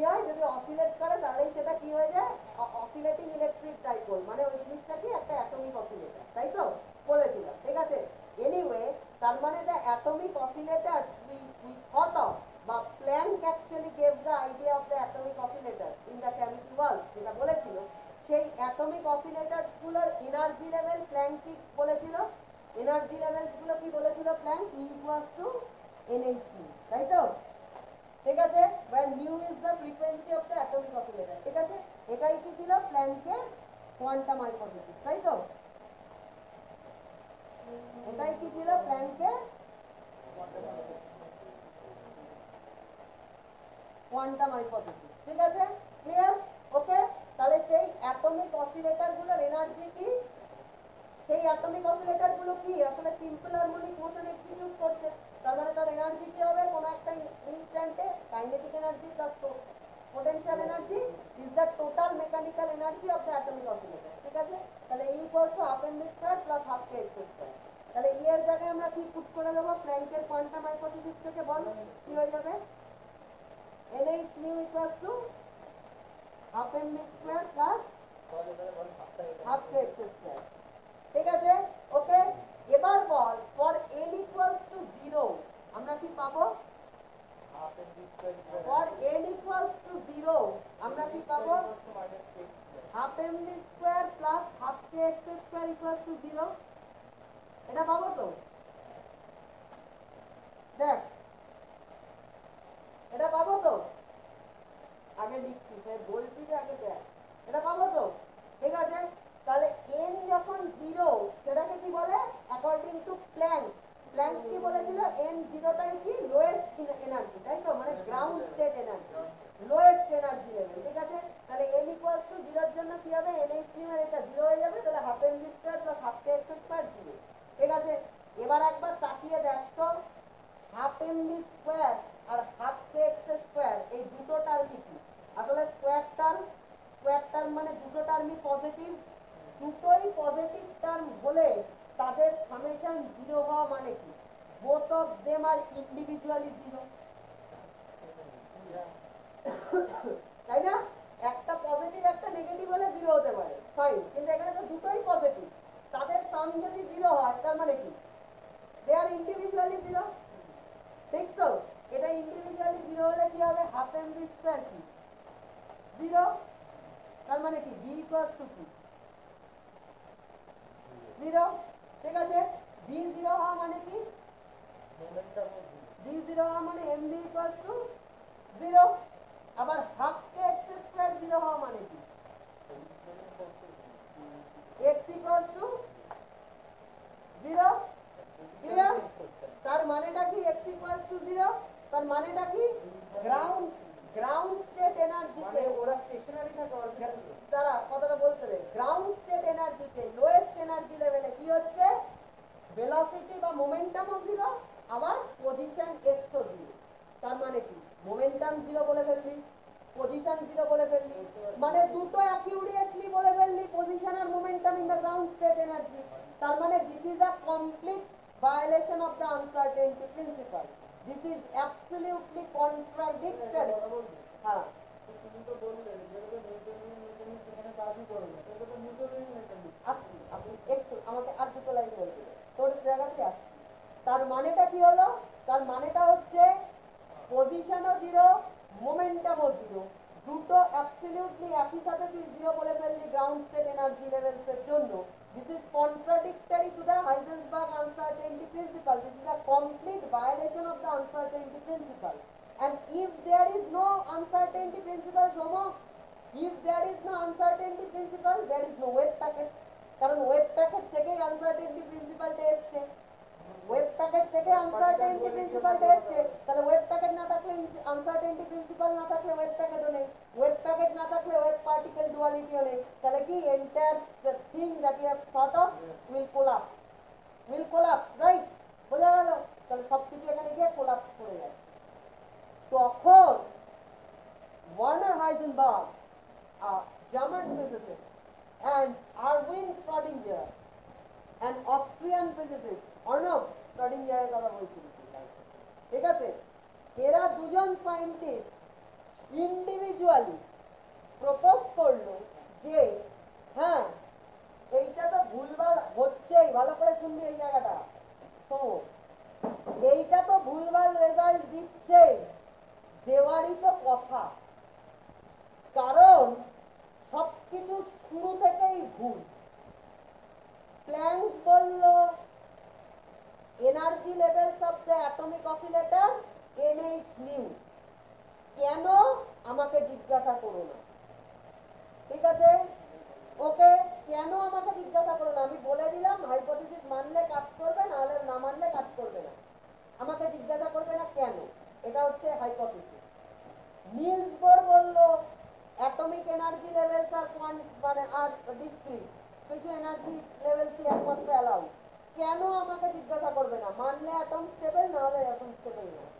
আইনস্টাইন বলল light raise R assumed as flow of photons. কেন আমাকে জিজ্ঞাসা করবে না, প্ল্যাঙ্ককে দিয়ে জিজ্ঞাসা করে। অর্থাৎ সবাই একটাই কথা বলছে যে অ্যাকচুয়ালি এভরিবডি ইজ অ্যাপ্লাইং, ভালো করে শোন, everybody is actually doing the Newtonian mechanics, everybody is actually carrying out the classical mechanics, only imposing some restrictions, only imposing some new ideas or new hypotheses on an ad hoc basis. এই কথাটার মানে জানিস ad hoc? এই কথাটার মানে জানিস ad hoc? ad hoc কথাটার মানে হচ্ছে কোনো কিছুকে আগে থেকে বলে দাও। ad hoc মানে লজিক্যালি কনসিকুয়েন্সিয়ালি কিছু বলা না, কনসিকুয়েন্সিয়ালি কিছু জিনিসকে না বলে আগে থেকে প্রপোজ করে দেওয়া, এই কথাটাকে বলে হচ্ছে ad hoc, ঠিক আছে? এই ad hoc কথা বলে দেওয়া হাইজেনবার্গ আর শ্রোডিঙ্গার বলল যে সমস্ত কিছুই যেটা করা হচ্ছে সেটা নিউটনিয়ান মেকানিক্স, সেটা ক্লাসিক্যাল মেকানিক্স, শুধুমাত্র কিছু কিছু ইনফরমেশন আমরা অ্যাড হক ইম্পোজ করে দিচ্ছি। যেরকম প্ল্যাঙ্কের হাইপোথিসিস একটা ইম্পোজ করে দিলাম, যেরকম বোরের হাইপোথিসিস আমরা ইম্পোজ করে দিলাম, যেরকম আইনস্টাইনের হাইপোথিসিস আমরা ইম্পোজ করে দিলাম, ঠিক আছে? এগুলো আমরা ইম্পোজ করে দিচ্ছি on classical mechanics. We are doing the classical mechanics, only imposing some restrictions. কি রেস্ট্রিকশন? আমরা বলছি এনার্জি ভ্যালু যা কিছু হতে পারে না, মোমেন্টাম ভ্যালু যা কিছু হতে পারে না, কয়েকটা কয়েকটা এনার্জি ভ্যালুই অ্যালাউড, কয়েকটা মোমেন্টাম ভ্যালুই অ্যালাউড। তাহলে আমরা সমস্ত ভ্যালু অন দা এনার্জি আর মোমেন্টাম আমরা রেস্ট্রিকশন নিয়ে আসছি, ঠিক আছে? আমরা বলছি সব ভ্যালু অ্যালাউড না, কিছু কিছু ভ্যালু অ্যালাউড। তার মানে we are imposing restrictions on the values of energy and momentum. We are doing nothing else. We are only imposing some restriction on the values of energy and momentum on an ad hoc basis without any prior logic. ঠিক আছে? But actually we are carrying out the same classical or Newtonian mechanics. We are doing nothing else. বুঝতে পারলাম? ঠিক আছে? সুতরাং বললো Heisenberg আর Schrödinger যে এই জিনিসটা কন্ট্রাডিক্টরি হওয়াটা স্বাভাবিক, কোনো কিছুর এই জিনিস হওয়া সম্ভব নয়। যে তুমি অঙ্ক মেলানোর জন্য ওই ভুল মেথডেই অঙ্ক করছো, শুধু মেলানোর জন্য কিছু মানে করে যাচ্ছ, মানে বোঝামিল মেরে যাচ্ছে, অ্যাজাম্পশনস মেরে যাচ্ছে, তাহলে ভুল হওয়াটাই স্বাভাবিক। তখন শ্রোডিঙ্গার আর হাইজেনবার্গ বলল যে আমাদের যেটা দরকার সেটা কি, সেটা হচ্ছে, ভালো করে শোন, শ্রোডিঙ্গার আর হাইজেনবার্গ বলল আমাদের যেটা দরকার সেটা কি, সেটা হচ্ছে নিউ মেকানিক্স। আর new mechanics which is a probabilistic mechanics which is completely independent of the classical mechanics, completely independent of the Newtonian mechanics, ঠিক আছে? তার মানে অ্যাটমিক ওয়ার্ল্ড মেকানিক্স মানে কি, মেকানিক্স কথাটার মানে কি, ফার্স্ট দিন তোদের যেদিন পড়িয়েছিলাম সেদিন বলেছিলাম হোয়াট ইজ মেকানিক্স। মেকানিক্স মানে রুলস অফ মোশন। 11 এ যেদিন তুই ফার্স্ট দিন আমার কাছে এসেছিলি আমি বলেছিলাম mechanics is rules of motion. Rules of motion মানে মেকানিক্স। তাহলে the rules of motion that are prevalent in the macroscopic world is not essentially and will not be valid. The same rules of motion will not be valid in the subatomic regime. In the subatomic world. তাহলে subatomic ওয়ার্ল্ডে মোশনের জন্য আমার কিছু new rule দরকার। those rules completely independent of that those of নিউটনের রুলগুলোর থেকে completely আলাদা, independent, distinct কিছু রুলস দরকার। একটা নতুন মেকানিক্স দরকার। আর need the greatest need for a new mechanics in the subatomic world। ঠিক আছে, এরপরে তারা কি করলো, তারা অ্যাকচুয়ালি একটা সাবঅ্যাটমিক ওয়ার্ল্ডের জন্য একটা ইন্ডিপেন্ডেন্ট মেকানিক্স তৈরি করলো, ইন্ডিভিজুয়ালি, ইন্ডিপেন্ডেন্টলি, শ্রোডিঞ্জার আর হাইজেনবার্গ দুজনে independently. and that mechanics is called the quantum mechanics। clear? okay, it's called the foundation of quantum mechanics। sir লিখে দিই so much না বসো বসো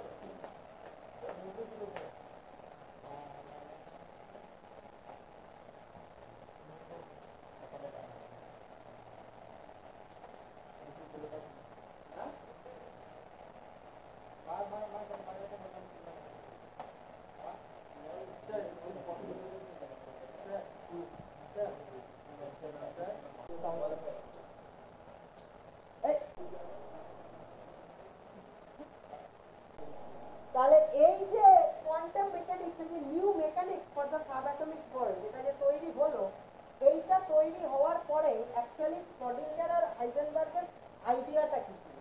আইডিয়াটা ছিল, ভালো করে শুনবি, শ্রোডিঞ্জার আর হাইজেনবার্গের আইডিয়াটা ছিল হচ্ছে এইরকম যে একটা নতুন মেকানিক্স তৈরি হবে, সেই নতুন মেকানিক্সটা based on the mathematical formalism of the new mechanics, এই এনার্জি ভ্যালুগুলো এই যে ডিসক্রিট, ঠিক আছে, বা মোমেন্টাম ভ্যালুগুলো এই যে ডিসক্রিট, মানে এই যে প্ল্যাঙ্কের হাইপোথিসিস বল বা এই যে হাইপোথিসিস বোরের হাইপোথিসিস বল, এই সমস্ত হাইপোথিসিস গুলো will automatically generated by the mathematical formalism, মানে as a conclusion of the derivation.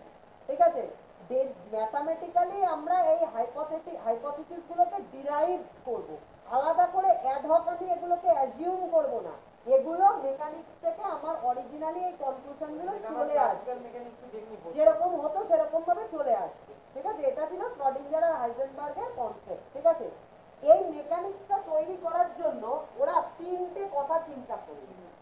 তোরা চিন্তা কর, তিনটে ওয়ার্ড, ভালো করে দেখ, তিনটে ওয়ার্ড দেখ, ডুয়ালিটি, আনসার্টেনটি and discreteness।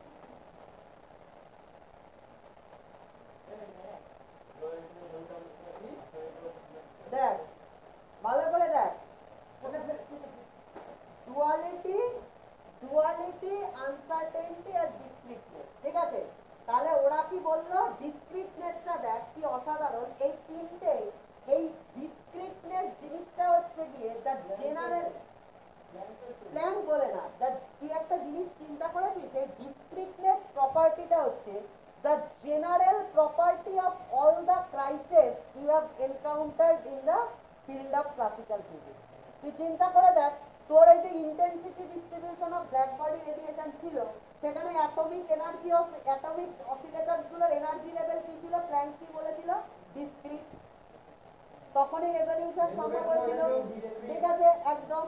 তুই এবার চিন্তা করে দেখ, আমার ফটো ইলেকট্রিক এফেক্টে আইনস্টাইন কি বললো, ফোটন গুলো যখন ইলেকট্রনের সাথে কোলাইড করে তখন আইদার পুরো এইচ নিউ দিয়ে দেয় আর কোনো এনার্জি দেয় না। ঠিক আছে, ফোটন আইদার পুরো এইচ নিউ এনার্জি ট্রান্সফার করে দেয় ইলেকট্রনকে আর কোনো এনার্জি ট্রান্সফার করে না, তার মানে কি ডিসক্রিটনেস, আইদার জিরো আর এইচ নিউ। যখন ফোটন গুলো কোলাইড করছে ইলেকট্রনের সাথে তখন কি হয়, আইদার পুরো এনার্জিটাই কি করে দেয়, ইলেকট্রনকে দিয়ে দেয়, আর কোনোটাই দেয় না, মানে ফ্র্যাকশন এনার্জি হতে পারে না, তার মানে এটাও তো ডিসক্রিটনেস, হয় পুরো এইচ নিউ দিয়ে যাবে নয় জিরো এইচ, কোনো এনার্জি দেবে না, এটাও ডিসক্রিটনেস। তারপর তুই অ্যাটমিক মডেলে চলে আয়, বোরস অ্যাটমিক মডেলে কি আছে, বোরস অ্যাটমিক মডেলে কি আছে, ইলেকট্রনিক এনার্জি লেভেলস, বোর কি বলবে, ডিসক্রিট। অ্যাঙ্গুলার মোমেন্টামের ভ্যালুগুলো কি, ডিসক্রিট, মানে সমস্ত এইটাই ছিল হচ্ছে যে, মানে এইটাই ছিল হচ্ছে হাইজেনবার্গ আর শ্রোডিঞ্জারের মেন পয়েন্ট অফ ভিউ যে আমরা যতগুলো ঘটনা দেখছি, যতগুলো ফেনোমেনন দেখছি, সব ফেনোমেনন গুলোর মধ্যে মানে ক্লাসিক্যাল ফিজিক্সে যতগুলো ক্রাইসিস তৈরি হচ্ছে, ভালো করে জায়গাটা শুনবি।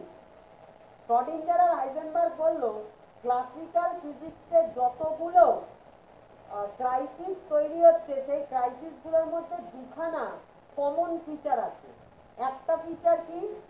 ডিসক্রিটনেস, ঠিক আছে? একটা ফিচার কি? ডিসক্রিটনেস। আর সেকেন্ড ফিচারটা কি? দা সাব অ্যাটমিক ওয়ার্ল্ড।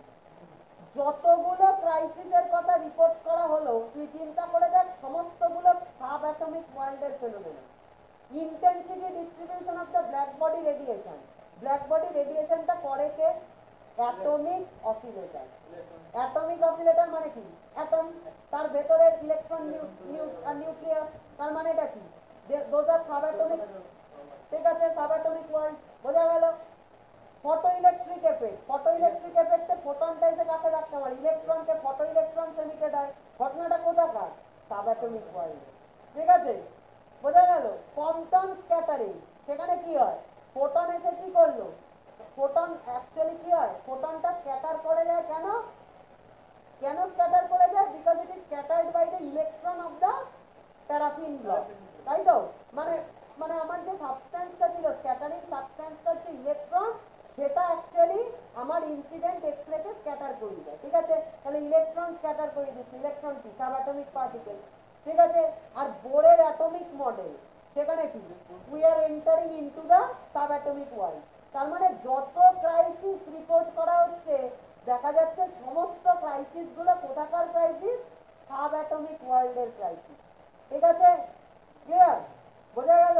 আর সমস্ত ক্রাইসিস গুলোর মধ্যে একটা কমন ফিচার কি? The discreteness of energy and momentum value. তার মানে শ্রডিঞ্জার আর হাইজেনবার্গ এই কথাটাই চিন্তা করলো যে সাব অ্যাটমিক ওয়ার্ল্ডের জন্য একটা নতুন মেকানিক্স দরকার, যে মেকানিক্সের ডিস্টিংগুইশিং ফিচার কি? The discreteness of energy and momentum value, ঠিক আছে? বোঝা গেল? আর এই মেকানিক্সটাকে তৈরি করতে, ডেভেলপ করতে যে কনসেপ্টগুলো কাজ করেছিল অ্যাজ ফাউন্ডেশন, সেটা হচ্ছে duality given by de Broglie, the concept of duality given by de Broglie, and the uncertainty, the consequence of duality is the uncertainty given by Heisenberg.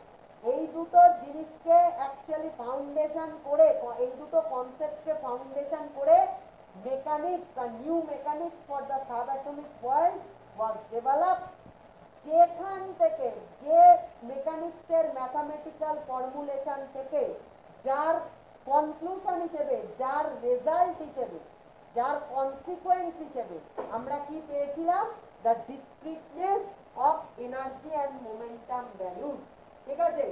Not as an ad hoc hypothesis, rather a conclusion of the mechanics. বোঝা গেল? Clear? So it was the quantum mechanics, ঠিক আছে? So foundation of quantum mechanics is nothing but the interrelation between these three terms: duality, uncertainty and discreteness. ঠিক আছে? হ্যাঁ, physics, this is the physics for the subatomic world.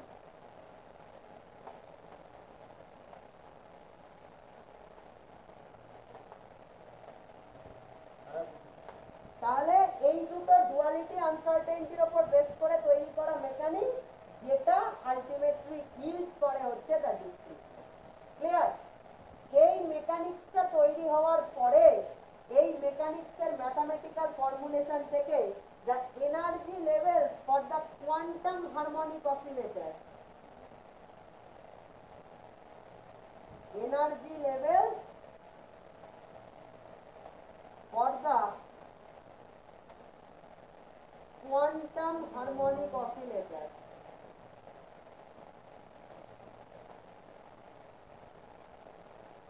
কত এসেছিল? ভালো করে দেখ। এই শ্রোডিঞ্জার আর হাইজেনবার্গের এই যে শ্রোডিঞ্জার আর হাইজেনবার্গ ইন্ডিপেন্ডেন্টলি করেছিল যে কোয়ান্টাম মেকানিক্স ডেভেলপ করেছিল, হাইজেনবার্গেরটাকে বলে ম্যাট্রিক্স মেকানিক্স আর শ্রোডিঞ্জারটাকে বলে হচ্ছে তোর অপারেটর মেকানিক্স। ঠিক আছে, এই যে কোয়ান্টাম মেকানিক্সটা ডেভেলপ করার পরে এই যে অ্যাটমিক অসিলেটর, যে অ্যাটমিক অসিলেটর গুলোর নাম হয়েছিল কোয়ান্টাম হারমোনিক অসিলেটর, সেই অ্যাটমিক অসিলেটর মানে যেটা প্ল্যাঙ্কের সেই অ্যাটমিক অসিলেটর, সেই অ্যাটমিক অসিলেটর গুলোর এনার্জি লেভেল ভ্যালু কত এসেছিল বলতো? En, nth energy level is n plus half hv। ঠিক আছে, ক্লিয়ার?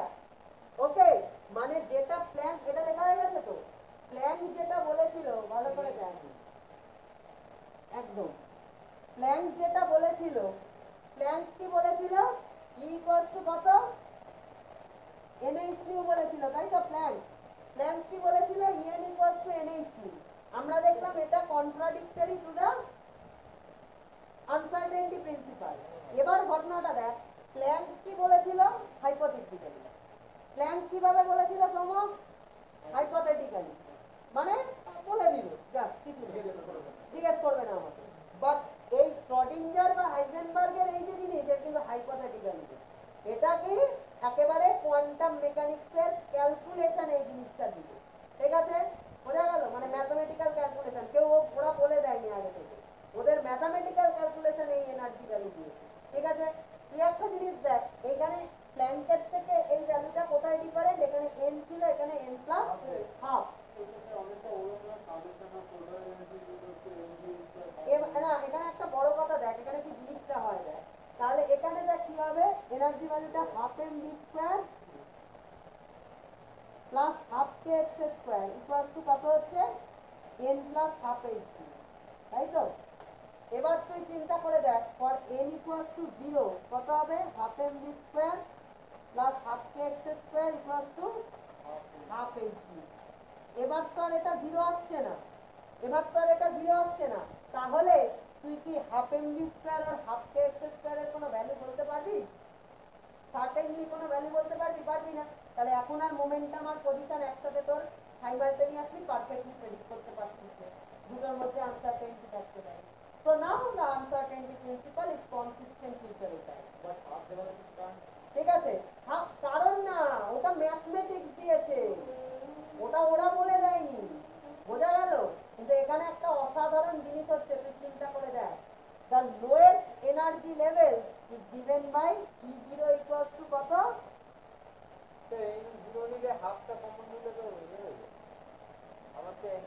না, এই জিনিসটা হচ্ছে এখানে, এখানে তো তুই আর v আর x কে 0 করতে পারছিস না, এখানে তো এটা নন জিরো, তাহলে v আর x 0 না, তাহলে মোমেন্টাম আর position is not precisely defined as simultaneously.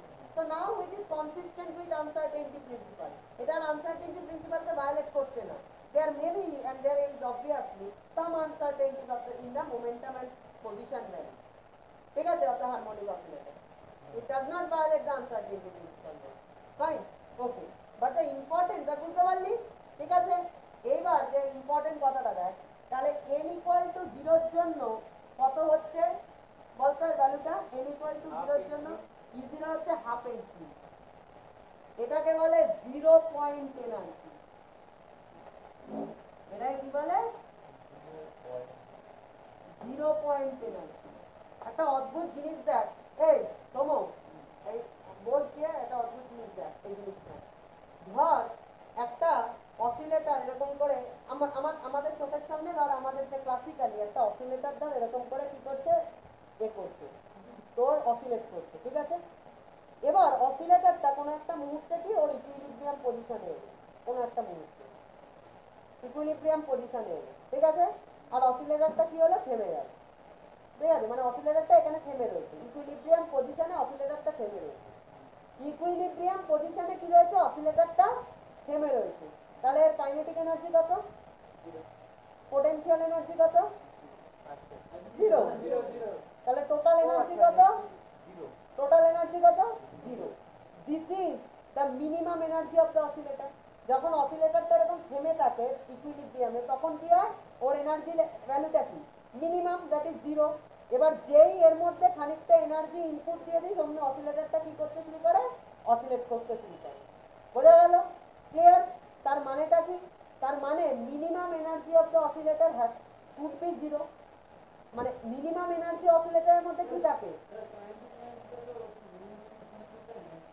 যখন চলতে চলতে দেখছিস, যখন এ দাঁড়িয়েছিল তখন তো পুরো জিরো। এবার এনার্জি দিয়ে দিলেই তো অসিলেট করতে শুরু করবে, ঠিক আছে? তখন ওর একটা নন জিরো। কারণ মিনিমাম এনার্জি কত হওয়া উচিত, যে কোনো অসিলেটরে জিরো হওয়া উচিত। সেটাই ক্লাসিক্যালি তাই বোঝা যাচ্ছে। তার কিন্তু কোয়ান্টাম হারমোনিক অসিলেটরের মিনিমাম এনার্জি কি, half H new, it is 0 point energy. তার মানে কি, তাহলে কোয়ান্টাম হারমোনিক অসিলেটর যখন এরকম ভাবে রয়েছে, তাহলে এরকম এখনো রেস্টে রয়েছে, যারা কোয়ান্টাম হারমোনিক অসিলেটর রেস্টে এরকম যদি থাকে, তাহলে কি ওর মধ্যে একটা এনার্জি আছে, 0 পয়েন্ট এনার্জি। মিনিমাম এনার্জি তো এটাই তো মিনিমাম এনার্জি। মানে তাহলে এটা কিসের এনার্জি, যেটা আমরা ক্লাসিক মেকানিক্স দেখবো ওটা স্টপ হয়ে আছে, কিন্তু no one knows the source of this energy।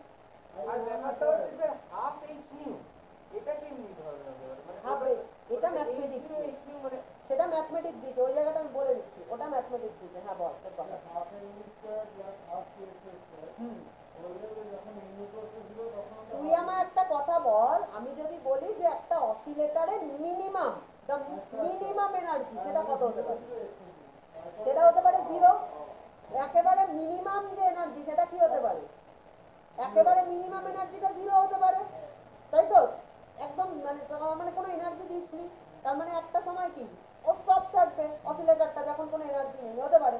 But quantum mechanically একটা অসিলেটরকে জিরো এনার্জিতে রাখাই যায় না। মানে ওকে যদি কোনো এনার্জি নাও সাপ্লাই করিস তুই, তাও ওর মধ্যে একটা এনার্জি আছে, সেটা হচ্ছে 0 পয়েন্ট এনার্জি, হাফ এইচপি।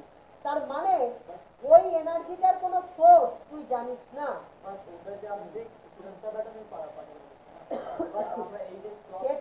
সেটাই কথা। তার মানে ক্লাসিক্যালি আমরা যে দেখছি একটা পার্টিকেলকে, ক্লাসিক্যালি আমরা কোনো এনার্জি দিচ্ছি না, ঠিক আছে? তার মানে ওর জিরো এনার্জি। কিন্তু কোয়ান্টাম মেকানিক্যালি একটা পার্টিকেলকে, একটা অসিলেটরকে যদি আমরা কোনো এনার্জি না দিই, তাও ওর মধ্যে এনার্জি আছে, 0 পয়েন্ট এনার্জি, হাফ এইচপি। কোথা থেকে আসছে কেউ জানে? No one knows the existence of the 0 point. না, কোথাও নেই। No one knows the source of this 0 point energy present in the quantum harmonic oscillator. Classical harmonic oscillator এর minimum possible energy 0. Quantum harmonic oscillator এর minimum possible energy not 0. It is half h nu. আছে জানি, কেন জানি না। Obviously quantum harmonic oscillator এর ক্ষেত্রে 0 point energy থাকতেই হবে। তার কারণ হচ্ছে ক্লাসিক্যাল অসিলেটরকে কোনো একটা ইনস্ট্যান্টে তুই জিরো ভেলোসিটিতে রাখতেই পারিস, মানে কোনো এনার্জি না দিয়ে। কিন্তু কোয়ান্টাম হারমোনিক অসিলেটরকে জিরো ভেলোসিটিতে রাখা মানে কি,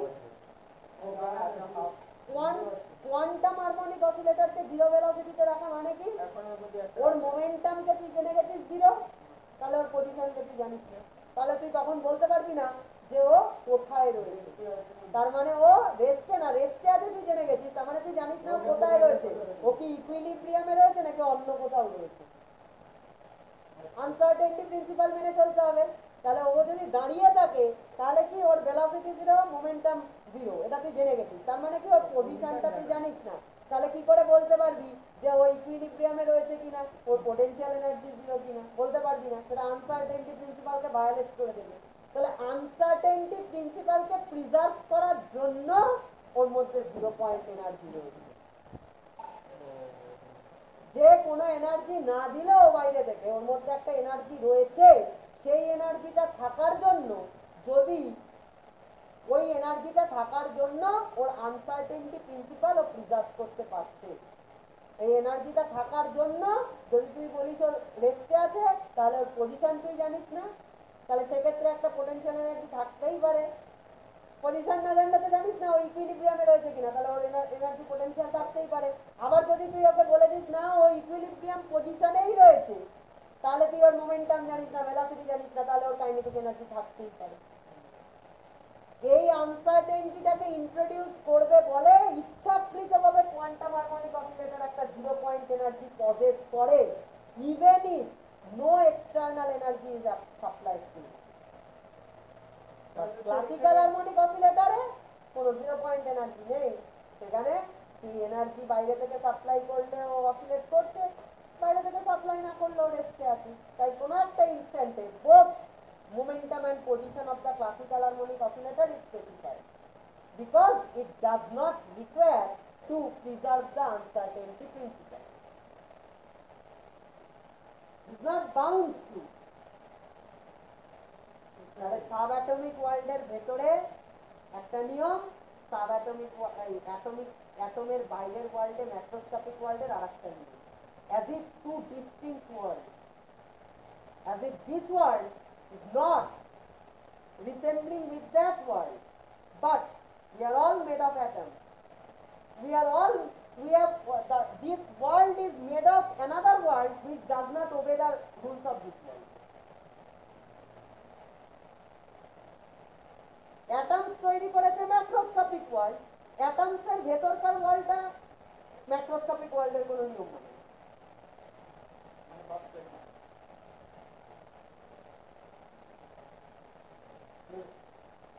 তার চেয়েও মারাত্মক, তার মানে as if একটা এন্টিটি একটা এন্টিটিকে তৈরি করছে, সেম মানে একটা এন্টিটি বিল্ডিং ব্লক, সেটা একটা এন্টিটিকে তৈরি করছে, তখন ওই বিল্ডিং ব্লকটা যে রুল মানছে আর বাইরের যে এন্টিটিটা তৈরি হলো সেটা ওই রুলটা মানছে।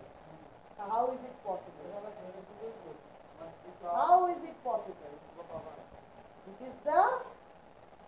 This is the most interesting and most important research in physics in this time. It's called the unification of physics. When the quantum mechanics and the general theory of relativity, the two laws governing one macroscopic world and one subatomic world, will be unified, then there will be a unified law in nature that will govern the entire universe. And then physics will be unified. We get the unification of physics.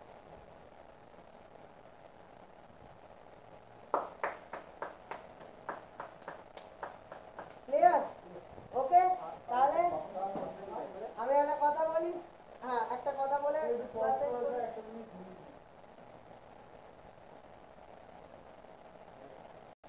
ওকে। তাহলে এই যে প্ল্যাঙ্কের যে এইটা ছিল, hypothesis গুলো ছিল, Planck, bore, Einstein, Compton, এদের যে সমস্ত হাইপোথিসিস গুলো ছিল, এই অ্যাডহক বেসিসে অ্যাজাম্পশন গুলো ছিল, ঠিক আছে? ক্লিয়ার? সেই ফিজিক্সটাকে বলা হতো ওল্ড কোয়ান্টাম থিওরি বা কোয়ান্টাম ফিজিক্স, ঠিক আছে? এটাকে বলা হতো old quantum theory or quantum physics, ঠিক আছে?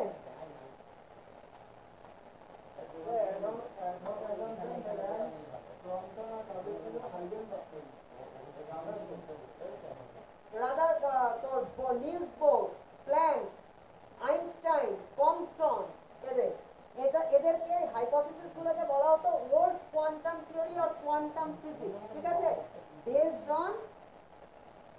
based on hypothesis or ad hoc assumption.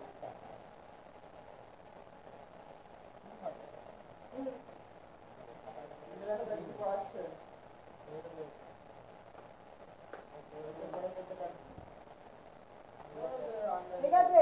Old quantum theory আর quantum physics based on hypothesis or ad hoc assumption, ঠিক আছে? ক্লিয়ার? যেগুলো আমরা পড়েছিলাম resolution of the crisis developed in the classical physics, ঠিক আছে?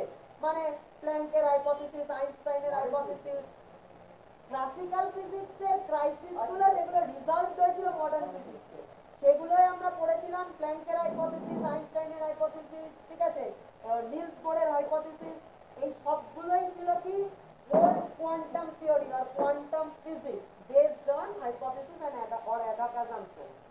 আর এই যে ডি ব্রগলি ডুয়ালিটি, হাইজেনবার্গের আনসার্টেনটি, তারপর শ্রোডিঞ্জার আর হাইজেনবার্গ এরা ইন্ডিপেন্ডেন্টলি যে মেকানিক্সটা ডেভেলপ করলো, আর new mechanics for the sub atomic domain, সেটাকে বলা হয় quantum mechanics.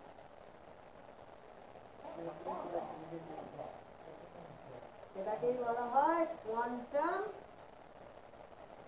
Mechanics. Clear? Okay, fine. তাহলে এই ওল্ড কোয়ান্টাম ফিজিক্স থেকে কোয়ান্টাম মেকানিক্সে এই ডিসকভারির পেছনে কারা রয়েছে? ডি ব্রগলি, আর কে রয়েছে? Heisenberg and Schrodinger. ঠিক আছে, ক্লিয়ার?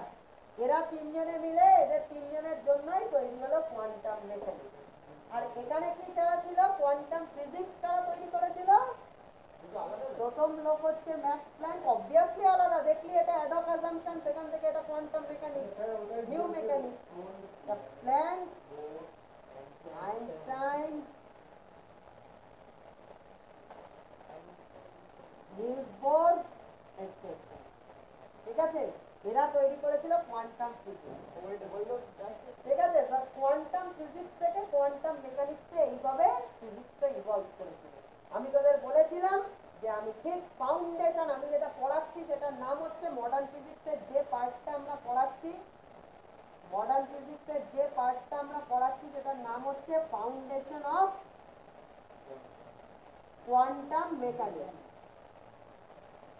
আমরা বলেছিলাম আমরা কোয়ান্টাম মেকানিক্সের ডিটেলসে ঢুকতে পারবো না, it is out of scope, but আমরা ঠিক ফাউন্ডেশনটা, ফাউন্ডেশন অফ কোয়ান্টাম মেকানিক্স, চলে আসবে ফাউন্ডেশন অফ কোয়ান্টাম মেকানিক্স। আমরা বলেছিলাম কোয়ান্টাম মেকানিক্সের ডিটেলসে আমরা ঢুকতে পারবো না, কিন্তু আমরা ঠিক কোয়ান্টাম মেকানিক্সের যে জায়গাটায় তৈরি হচ্ছে, সেটা করছে, এস্টাবলিশ করছে, ঠিক ওই ফাউন্ডেশনের জায়গাটা এসে তোকে ছেড়ে দেবে। ঠিক আছে, এক্স্যাক্টলি আমি সেটাই বললাম। ক্লিয়ার? তোকে ঠিক ফাউন্ডেশনের জায়গাটা এনে,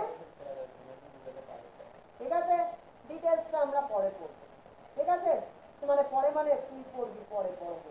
ঠিক আছে, ফলে সবই আমি পড়াবো। হ্যাঁ, আচ্ছা তাহলে শোন, ফলে মডার্ন ফিজিক্সের তিনটে যে উইং আছে, মানে আমাদের যে তিনটে চ্যাপ্টার আছে সিলেবাসে, একটা হচ্ছে ফাউন্ডেশন অফ কোয়ান্টাম মেকানিক্স, তারপর আছে নিউক্লিয়ার ফিজিক্স, তারপর আছে সেমিকন্ডাক্টর ফিজিক্স। ঠিক আছে, ক্লিয়ার? তাহলে আমরা ফাউন্ডেশন অফ কোয়ান্টাম মেকানিক্সটা কমপ্লিট করে দিলাম, নিউক্লিয়ার ফিজিক্স আর সেমিকন্ডাক্টর ফিজিক্সটা পরের দিকে শেষ করে। ঠিক আছে, ক্লিয়ার? Class and.